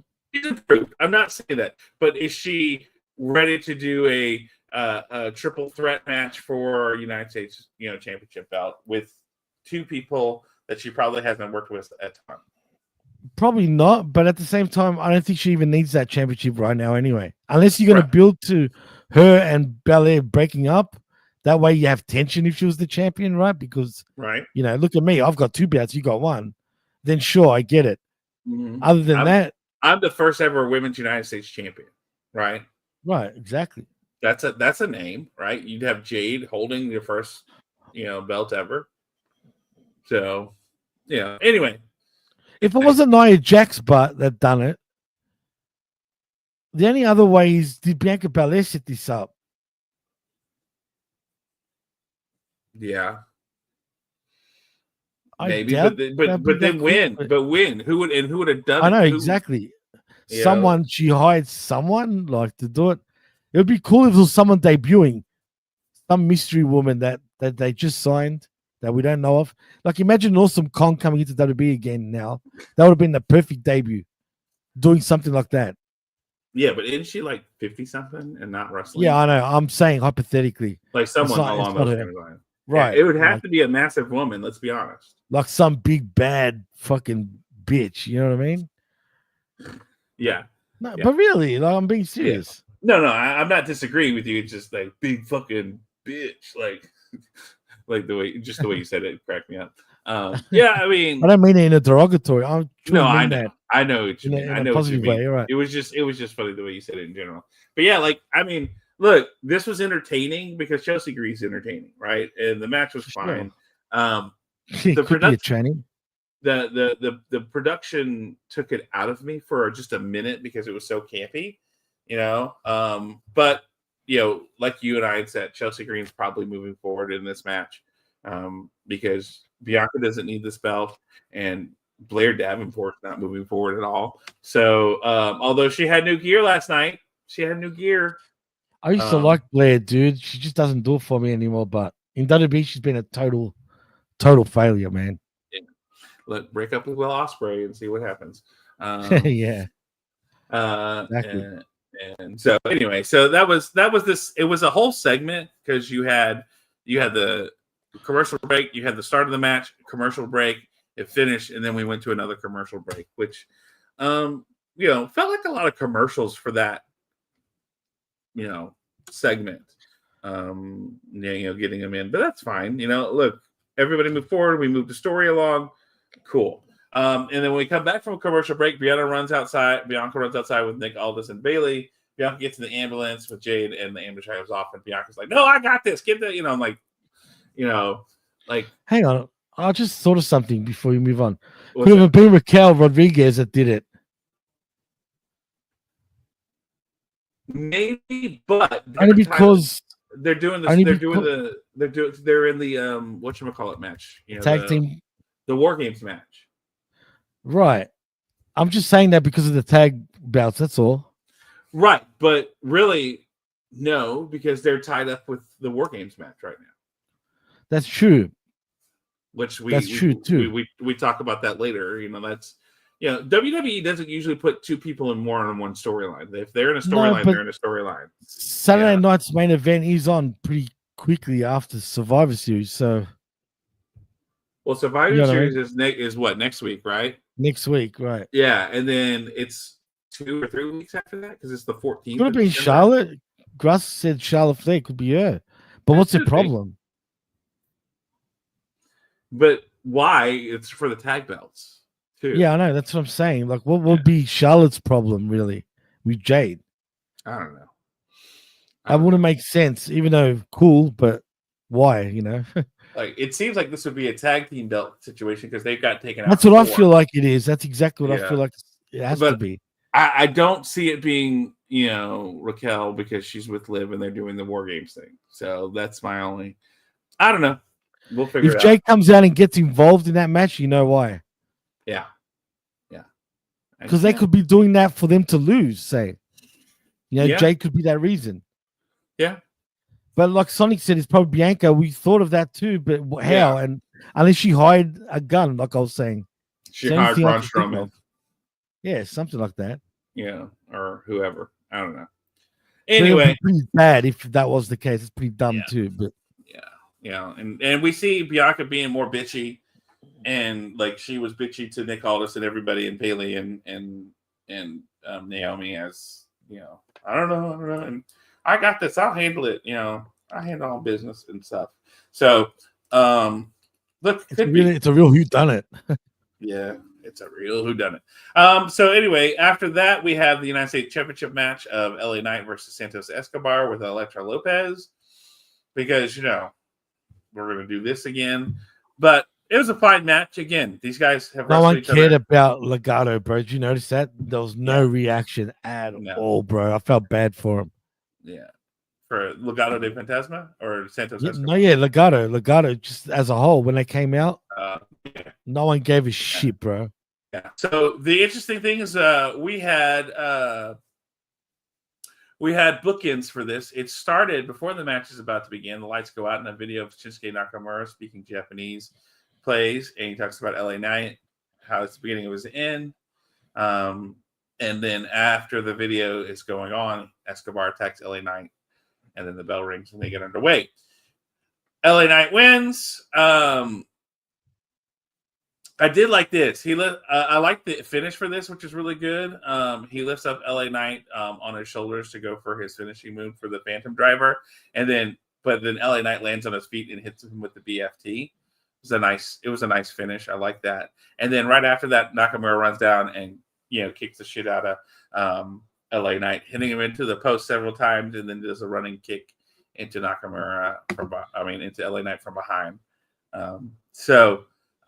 We have booking Shinsuke Nakamura, who is continuing to plague Shinsuke Vader, who's continuing to plague LA Knight, saying he wants that championship. I love his new look, right? But the thing that pisses me off, he's just gonna fucking be fed to LA Knight to lose, and then what? He disappears again. I hope I'm wrong. I'd love for them to have balls and actually have him beat him for the US Championship, and then have Knight move on to a WWE Championship run or some shit, like program, not run. Yeah, like a program. That'd be good. Yeah, Knight. I think Knight's ready for the next step. The question is who has the belt and who is he going after? And he's not going to get, if it's Cody for now, it is. He's not going to beat Cody anytime soon. Yeah. But what makes LA Knight great is the chase as a babyface. Right, for sure. Yeah. So slowly build that, though. Who says he loses to Nakamura and then he builds the chase to Nakamura? Maybe. To get back at it. Who knows? That's the thing about LA Knight. He can lose this and it won't hurt him because he has such a popular, thing behind him. I like the head drag. Saying he's He's surprised that a Latino wouldn't be over in Salt Lake City. That one gets a star. Orale, Sonic. Yeah. So we have 2 star. We have 2. It's a 2-star show today because Cold Blooded hit it before we even started saying, "Morning, friends." Rumor has it Jimmy T is the one who attacked Jade because she said Pavla is mid. Baklava, you mean? That's what he did. Or Pavlova. Pavlova. Yeah. That's a good Aussie. We see it's technically Russian, but Aussies have claimed it. Yeah. Nothing beats an Aussie Pavlova, bro. Yeah. So I like it. And then and then of course Sonic. Gruss, don't fucking influence people to take Ozempic, for crying out loud. Yeah. Take Mojanero. Ozempic. People have some weird side effects on that shit, dude. Like, I don't know. All I know is this. I'm not going to jump down that rabbit hole, but I'm just saying. All I know is this. After that, we see a clip of the tag team championship match where Ciampa was attacking the Street Profits and pushing Johnny Gargano. And then it cuts to Johnny Gargano talking to the Motor City Machine Guns. It was a midget fest in this video clip because, like, I don't know if the cameraman intentionally did this, but he shot them to where it looked like they were just so short because, you know, he was at their, like, shoulders and there was so much space over their heads. Like, they all look like tiny people. They're tiny teams, bro. It's because they are. I know, but they did them no favors with the way that it was shot last night for this segment. And so Gargano was trying to get a tag team match, but like they're like, hey, the Street Profits deserve a match. Y'all came in and did everything. And the Street Profits say his partner is bad news. And so then we see Roman, Jimmy, Jay, and Sammy arriving to the arena. We go to a commercial break, and then back from commercial. Nick Aldis says, that's not if she knows anything about what happened to Jade Cargill. Nia says she doesn't know. She wanted to take Jade out during War Games, and she was helping Tiffy and Candice get ready for the match. Nia walks away, and we see Cody walking. Aldis runs and tries to stop Cody, but he walks to the ring. That was a cool transition where it's like whoop whoop whoop. You know, I liked that kind of neat transition. It was nice. So then we have the Cody and Kevin segment where Cody goes to the ring and Kevin comes in through the crowd and they talk. And look, I will say this, right? I kind of enjoyed this segment a little bit. Me too. I was going to say the same thing. Yeah, especially it was a great segment. Yeah, especially Cody calling out his bullshit, saying, "Hey, you've been here for 10 fucking years, but you like to play the victim. You are the biggest self-sabotage." It was a work shoot promo, dude. You're speaking truth bombs in this. Yeah, like you are the biggest self-sabotager I've ever met in my entire life, and like you know, like it was good. It was good. Cody in the last 2 weeks with his promo game has hit it out the park, dude. Yeah, like the line where he says, "Hey, he doesn't think he hates him. He thinks he hates himself." And you know, it was good. It was good. It was passionate on both guys. Like, but like when Cody was saying his things, like Kevin looking like he's about to cry because like he's telling him the truth, and you know, like it was. Look, it was. Well, the truth is, Kevin Owens does feel that way. Like if you listen to interviews about him not being the man and blah blah blah, like that's actually a lot of truth bombs that he mentioned. That's why I thought, wow, that's pretty cool that he actually brought that up. But it's only for the real fans know what he's talking about, though. Like I'm talking about, you know, the real marktards only know what's going on there because the casual fan wouldn't have a clue what he's really on about. And I mean, and unless that's the character, Jimmy, like, you know, like it could be the character, but like Kevin strikes me as the person who will keep his character like for interviews and different things like that. Yeah, but if you saw this one particular interview 2 years ago, and he was talking about Sami Zayn too, how Sami should have been the man. You remember when Sami fought Reigns in Canada? I think it was Elimination Chamber when it was for the championship, and he didn't win, and everybody was just gassed. Like he was saying shit about Sammy should have been the man that won that match. That was his time. You know what I mean? I've been wanting the ball and they won't give it to me, you know, except for that one time because Finn Balor was pretty much hurt. Like, do you know what I mean? Like he wants to be, he wants to prove to WWE but that he can run with the ball. He has, right? Like he has because they keep. They never gave it back to him though. It was 10 years ago, bro. But they give him all these high profile. Like he's not. He's a huge merch mover. Like they do that to keep him happy to re-sign. I don't know. Like I don't know.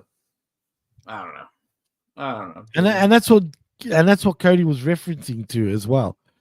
I guess, but like I at the same time too, I don't see it as like. I don't see it. I see it as being a good character. I don't see it as him like because let's be honest, he's had his opportunities to leave. He could have left whenever he wanted, but like, he didn't. He didn't You know what I mean? because he's making good money. He is a face. He is a face of WWE. So I don't know. Like I think it's him Sonic, being being a character. Sonic says Owens may not be in tip-top shape, but he's one of the few wrestlers who understands and tries to be as real as possible. I agree. And I think being as real as possible, that's his gimmick in some ways. It's him cranked to 11. So that's why I feel like some of this is just character because not necessarily him. It's not how he because if he really did this, he would have been gone by now. He would have been gone. He was close. I think a couple of years ago he was very close of going. I felt like, man. Look, say what you will. Wrestlers care, man. You can call the championship props. Some don't give a fuck, right? But others do. Bret the Hitman Hart was one classic example. Canadians seem to care about the championships. And I think Kevin Owens is one of those guys. Same with Sami Zayn. Bret's also high in his own supply, too. Let's be honest. Like, well, yeah, that's true. That's you know what I mean? But still, like, you know what I mean? There are guys that really Seth Rollins is another guy that's like that, man. That cares about because at the end of the day, say what you will. Yes, it's fixed. Yes, it's predetermined. But it's still that means the company believes in you. When they make you the champion, you are number one of that company.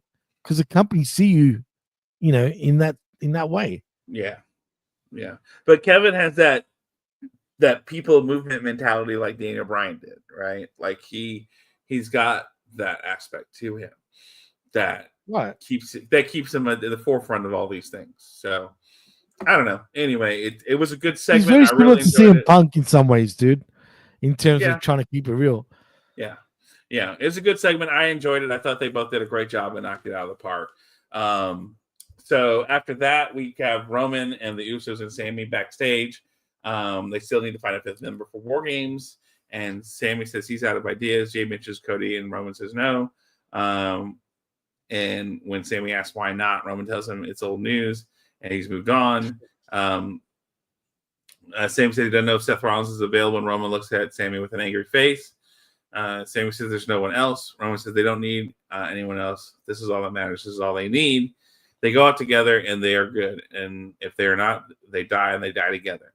Jay and Jimmy agree. Roman looks at Zayn, and he says he's all in and asks what the plan for Roman is and nods.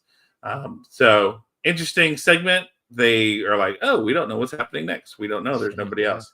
Of course, we blew the spot of what's going to happen in the end, but cool. That doesn't matter. It doesn't matter. Yeah, it's fine. I'm just saying, I don't care about that, but it's good building to what we're going to see.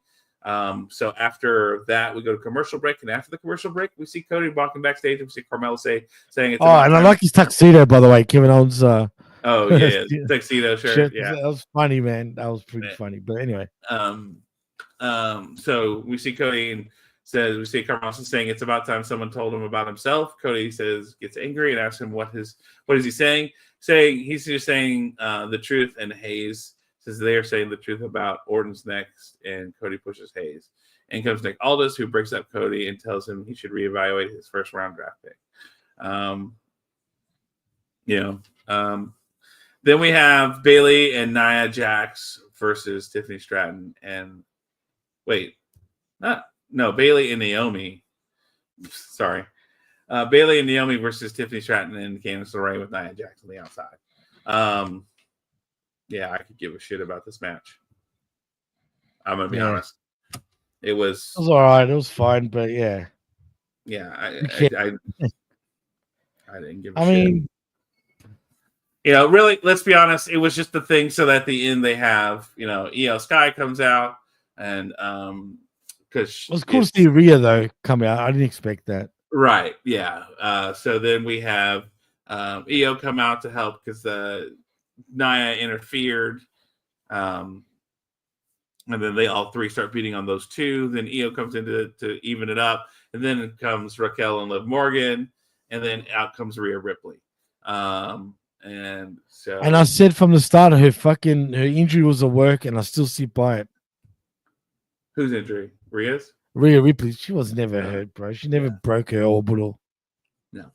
Oh yeah, and she comes out with a kendo 6 and cleans house. So that sets up our women's War Games match. Cool, yay! Woo. So we have a commercial break, and then we come back to Montez Ford versus Tommaso Ciampa, and Ciampa. Speaking of minis, yeah. So I mean, this was a fine, and that was the thing, right? Like earlier, we had the Motor City Machine Guns, you had Gargano, and then you had the Street Profits walk in, and they filled the frame, right? Like, yeah, I know they're the only big guys. It was like, holy shit! Like, this does none of these other guys favors. Like, oh, okay. Look, I always liked Montez Ford in the ring, right? He's always fun to watch. Ciampa was a good base for him. I feel like this was a fine match. It was a good TV match, but with the purpose being that really this is to set up, trying to continue the chaos that is the tag team, division. Because Montez Ford wins, and he threw a roll up. And so Ciampa, hits Ford from behind with the right hand. Angel Dawkins runs to the ring, and he hits Ciampa with his hands. Gargano runs down, but Dawkins grabs him. Ciampa hits Dawkins from behind with his hands, and Gargano breaks it up. Gargano and Ciampa argue in the ring, and Ciampa pushes Gargano down. Out come the Motor City Machine Guns, and Ciampa leaves the ring. So basically the same as last week. Yeah. Basically the same as last week, just only one person wrestled instead of two. So, and I don't know. Does anyone really give a shit about the Motor City Machine Guns being champs right now? Nope, not at all. Sorry, but not sorry. And also shout out to Mike Martin, man. Sorry about your dog, bro. Trust me, I know how it feels, man. My dog's got terminal cancer right now, and it sucks, but sorry, it is what it is, man. You know what I mean? My dog's 14 years old, though, so he's lived his life, but still, it sucks. I tell you. It's hopefully you do find him, though, bro. Yeah. Mike. Yeah, it's just. No, I think he meant losing, passed. His dog passed. No, I think he ran away. If I'm corrected, if I'm wrong, I remember. I could be wrong. Mike, did your dog run away? Is that what's happening, dude? Or he passed away? I think. Oh, I was just saying because I thought, damn, losing. Yeah, well, when he says losing my dog, most people are referencing the fact that they passed. No, he did. He ran away. He ran away. He ran. Oh. See, I thought that's what he meant. But 8 days, man. Damn, it sucks. And Jeff, shut up. Hey, we had Piers Austin on the show, so we're not losers. So. Let's do another 2 hours, John. No. No. I'm fine. I got what's going on, Jeff? Chill. Okay, so after that, we have the original Bloodline and the Bloodline segment, where we have Solo Sikoa and them, and they come out, and then the original Bloodline comes out, and they're face to face in the ring. He's like, "Hey, they don't have a fifth man. Why don't we just join together?" We can run the company for decades, and y'all don't have a fifth man. He goes, if you surrender, join him, or the four of them will die where they stand. Like, look. He also says, "I love you all. I really do." No. Here's my problem, Jimmy, with that terminology. It's wrestling. You're not gonna fucking die. I know. Like, well, but yeah, you're right. You're right. You know, I mean, like, and then in Romans earlier, like, if we die in the ring, we die together. We die together. I'm like, you're not gonna die. You're not. Why are we using this phrasing and this terminology? It's wrestling. You're not going to die. I know I'm getting a little nitpicky, but we can get nitpicky with WWE, unlike AEW, where you just gotta sit and take their shit because they don't know how to tell story or do things. WWE is a better standard. And like, I have a problem when we say you're gonna die or this is gonna, like, you're not gonna die. You're not gonna kill y'all. You're not. You're not. You're not gonna kill me, because that would be murder. No matter what, even in a wrestling ring, and that's murder, and you still get arrested for it, and you're gonna go to prison for a long time. Like, you're like I don't know. Yeah, I could see saying put him in the hospital. I'm gonna break every bone in your body. Like, I could see something like that, but like, threatening death is stupid. And I get the whole Braveheart thing. Gladiator came out, and everybody's like, Gladiator, So if we die, we die, kind of thing. I don't know. Well, like your good bud says, everybody dies. Yes. And like, I may give Lance. Everybody dies. But Lance is not saying he's going to kill them. He's just saying everybody dies. Yeah. Right, but he's called the Meadowhawk. Well, why? What does that mean? I don't know. Because his hair is red. He's got a mohawk. Is that symbolizing blood? Yes, from the blood of his victims. I like how you're trying to stand up for him here. No, I laugh if that's true, though. Is that legit?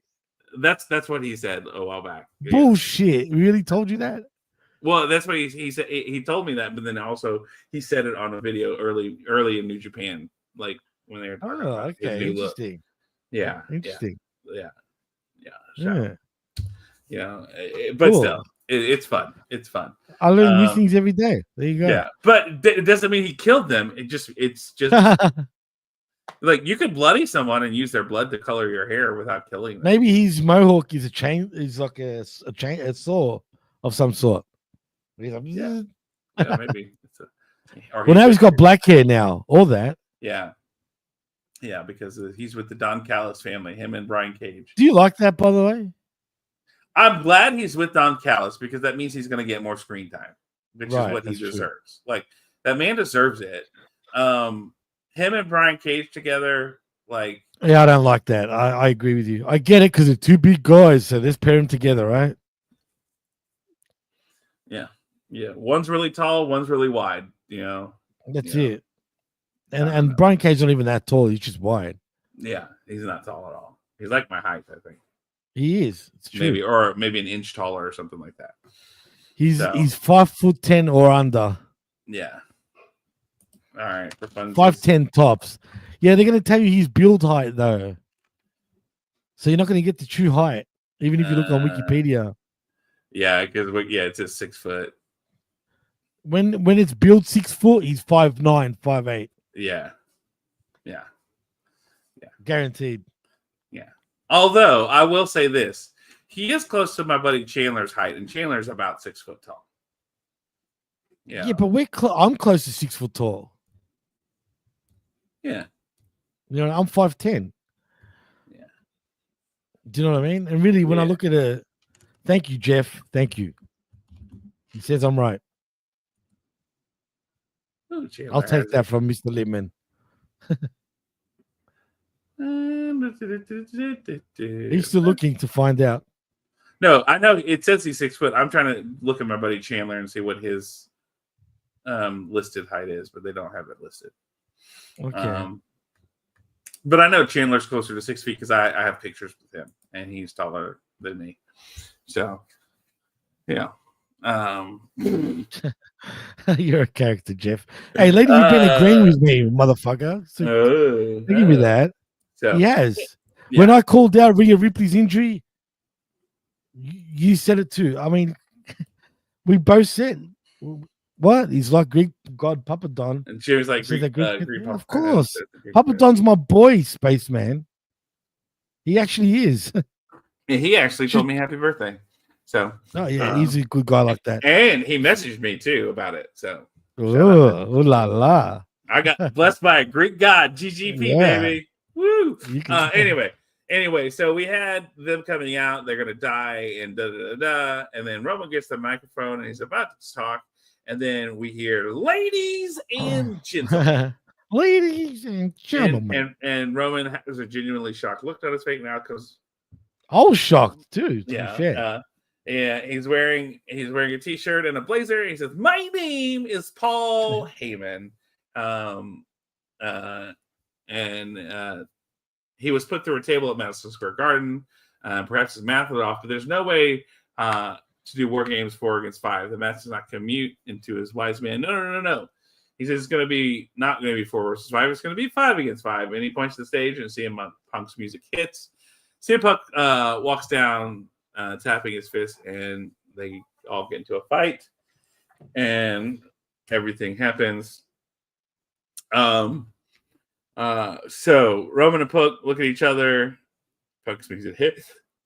They clear the ring, and Roman and Punk are the only ones left in the ring standing, and it goes off the air. But you see, is Punk and everyone else, I know Jey Uso approves because Jay is actually close to Punk, but will Roman approve of this? He might not be happy with Punk being part of this. Well, I mean, that was the whole point, right? He came out looking like they were staring each other down, not necessarily happy, and then Punk points to Paul Heyman.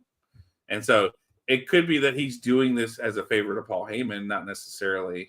That's why he's doing it, 100%. Yeah. And I called this as well, just quietly. I want to point out again. I've been on point with my shit lately, just quietly. I have. Have you? Yes, I have. I actually have. The proof's in the pudding. Just go back on shows. Okay. No. I can prove it right now if you don't believe me. I know exactly when I said it. On a Like a Raw at an hour and 44 minutes. I say it right there. Excuse me. Okay. That would require me to actually watch that show.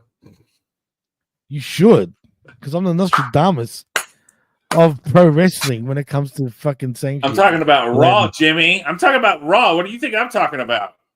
You should like it Raw, John. Put it that way. And Bin joined us too, by the way. I did. On a Like a Raw. I did yesterday before dinner. Ooh. Did you do it Raw? Yeah. Grass, fake news, my ass. Yeah. I've said it all of the time, bro. I've said it. You know how many times I actually regret not putting money. Shut it. That's a good one, though. Nostradamus. Oh, no. God damn it, Jeff. All right. And Candace Sweetspin says they messed up this SmackDown ending. Punk should have stuck his hand out to shake Roman's hand and then gone off the air, leaving us wondering if they did shake. Well, I think no. I think that's cool too. No, I think they did because they did it right. Because they were staring at each other and then they didn't shake hands, but they didn't shake hands. And Punk points at Paul Heyman, and that's indicating that he did it for Paul Heyman, not for Roman. So yeah, it's all about Heyman, 100%. Exactly. So, by the way, Jeff got us a star, so we're now at 3 stars for this episode. It's a 3-star episode. Yeah. Thank you. So, so I think it was done well because it's like, all right, why is Punk doing this? He's doing it for Paul Heyman. What's this really mean? Is he gonna be around? Because I mean, they didn't look like they liked each other, except for they did a spear and go to sleep at the same time on the Tonga Boys. It's all ego. Yeah. I guess we'll find out on Raw since the brand split doesn't matter anymore. Yeah, I guess. Well, Remember, it's War Games, Jimmy. This is the season of mixing with War I Games. know that's the excuse. That's the excuse. Thanksgiving, family comes But together. do you remember they used to say when they did the draft, the last one, they also came out and said that WrestleMania will be the only time of year that they'll all be mingling. And I remember saying at that time, but what about Survivor Series? Because they forgot about Survivor Series, Jimmy. They forgot about it. Yeah, of course. It's always convenient with this company. Family comes together at Thanksgiving and bloody fights, Jimmy. Of course. Of course it does. And Gruss says they did a group post off the air. I was like, oh, okay. With Punk? Yeah. Oh, they already fucked it up. So, I don't know. I guess most people won't see it, though. Yeah.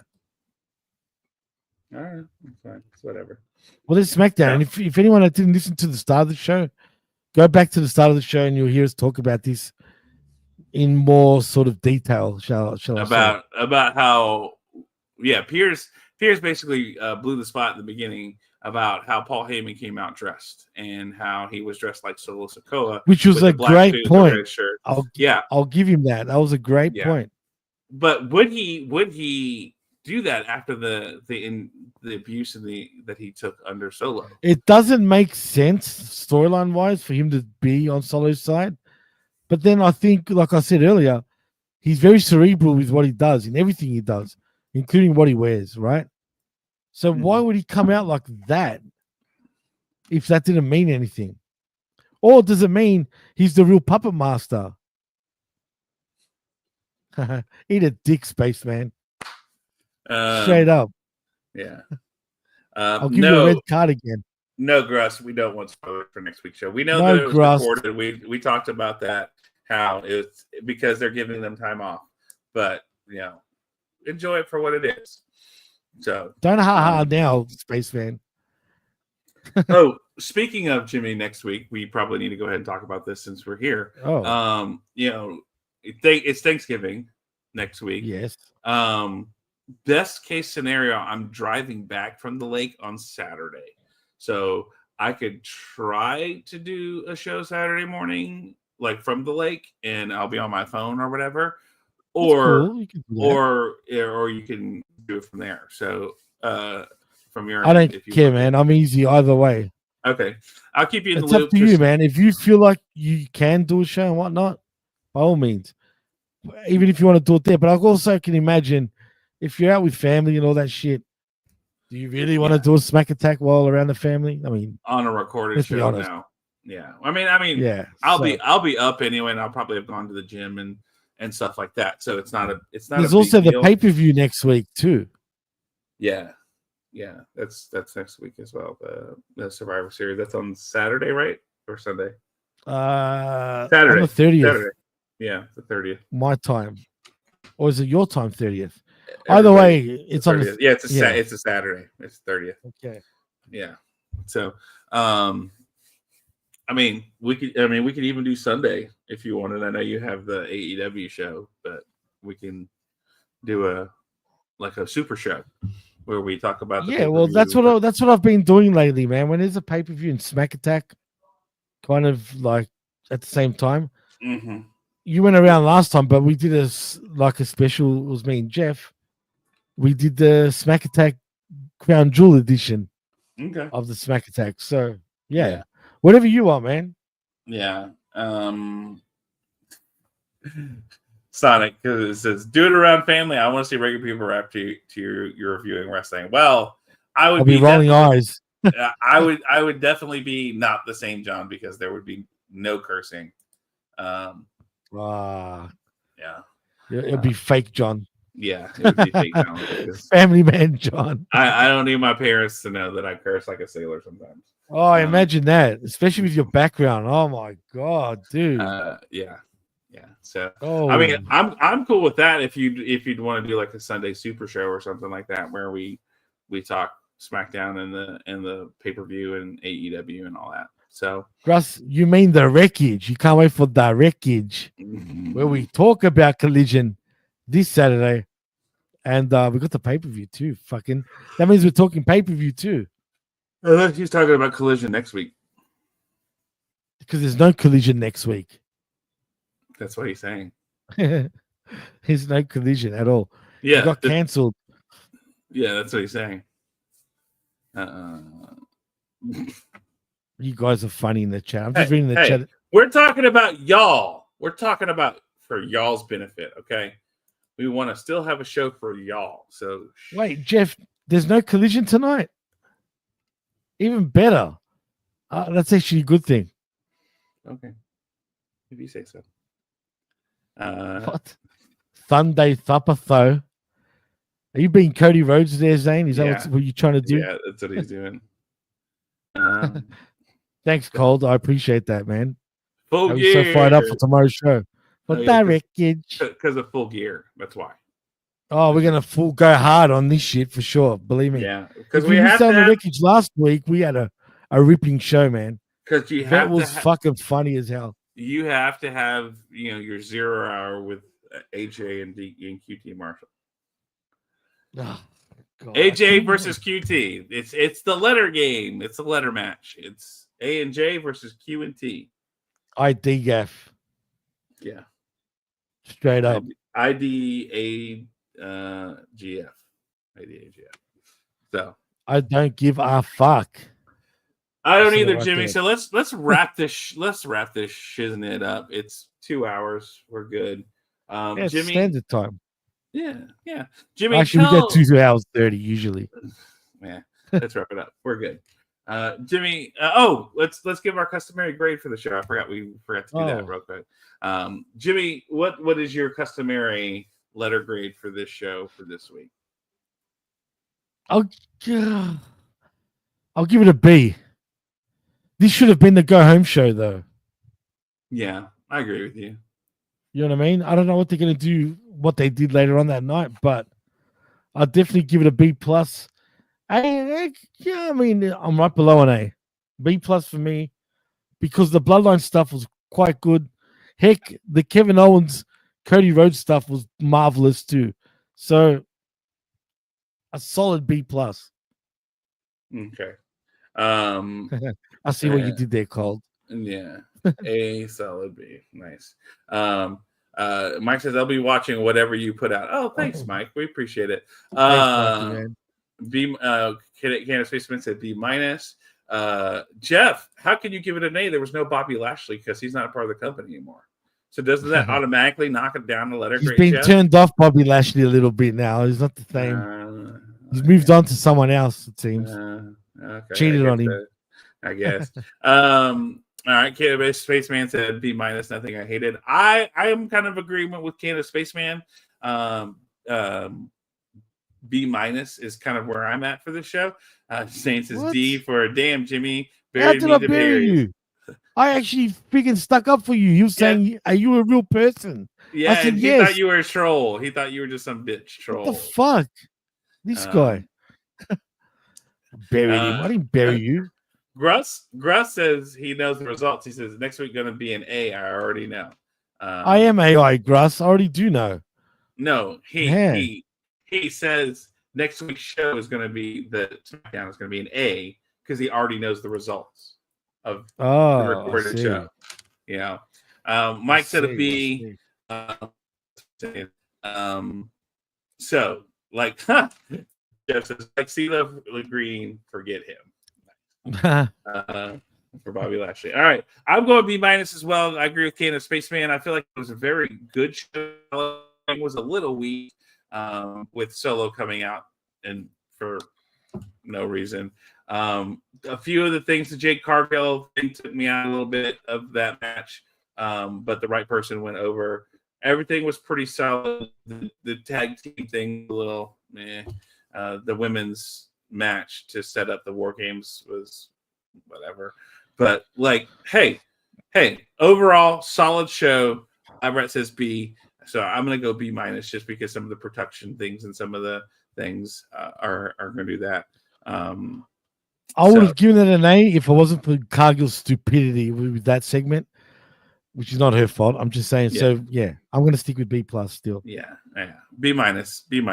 So overall, I think a solid show. Really good, a good. Like we've had a string of these last couple of weeks of being good shows on Surprisingly. SmackDown. Yeah, really good. So, All right, Jimmy. Well, let's wrap this thing up like a dick in a box, and why don't you tell the people where they can find you and hear your lovely voice on the internet?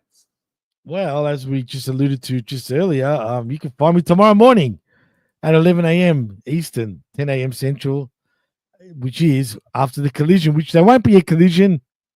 We sift through wreckage. The wreckage with myself and, of course, the vet.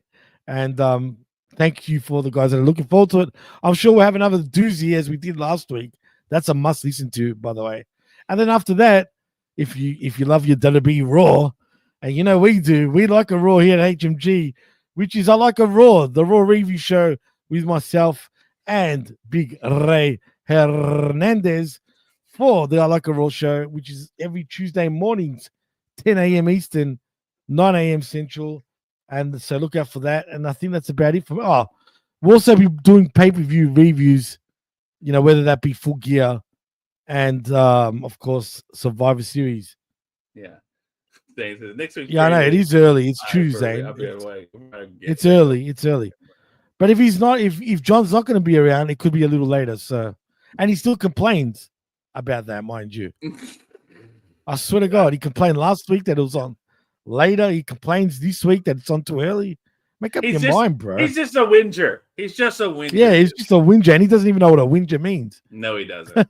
No, he doesn't. Yeah. Look it up if you don't know. Yeah, I'll tell you what it is. It means you're a whiny bitch. You're a whiny bitch. He said it, not me. Keep that in mind, Zane. Zane, I love you. Thank you for the birthday shout out, you dog ass. All right, well, ladies and gentlemen, that was our show today. Thanks for tuning in here to Channel Attitude and Hameen Media Group, where you can find for $5 a month, you can listen to the best wrestling content on the internet today. Between everybody who's on our channel, you know who's on our channel. Do I need to tell you who's on our channel? No, I don't. You know you're listening. If you're listening on Channel Attitude, thank you as always. You guys have always been great. Thank you to the chat. If you're not, if you're not watching on Channel Attitude, if you're watching live in the chat, you guys make this show. That's why we say this is the show of the people, by the people, for the people, because you are what make this show go. Thank you in the chat, everybody. I guess I should do my customary sign off where I tell everybody, Canada Spaceman, thank you. Zane for being here. Gruss, Sonic the Hedge Rat, Cold Blooded, Lab Rat, Mike Martin's in the house. Jeff Lipman made it into here as a commenter, not a show person. So that was nice. To see him as well. I feel like that's most everybody. I mean, Jerome was earlier. Kenny P is in Elliot Spaceman. Oh, Elliot Spaceman. Yes, that's right. Was here as well. And then I know Jerome was here earlier. Chris. Grust. Yeah, I said Gruss. Okay. Chris Winland was here. That's right. Earlier. This is why we Frank's Pickle Barrel's fat ass. Frank Pickle Barrel ass, baby, was in the house, making it the way only as he can. Kessler Daniel Garcia was here. I forgot about him. Ooh, see, this is why we go up the chat and we say hey to everybody to say thank you for being here, because you are why we do this show. There was somebody else. I think it was maybe on my Twitch. So, Jerome. Jerome. Yeah, I didn't say Jerome. Jerome was here. I think that's it. Everybody. Yeah, I think that's it. That's it. And the guy who was and who's Diggs, by the way. Yeah, that was the guy from my Twitch. Literally, Diggs, by the way. Yeah. He was on my Twitch. Too. Yeah, and so thank you for being here. I appreciate it. So, hey, tune in live either on my Twitch or here on the Hameen Media Group channel to talk to us every week, to be a part of the show, to get your voice heard, to just be a part of the funness that is this community, that is the Hameen Media Group and everything else. And so, with all the niceties said, now it's time to tell you to go out this week. I'm off all this week.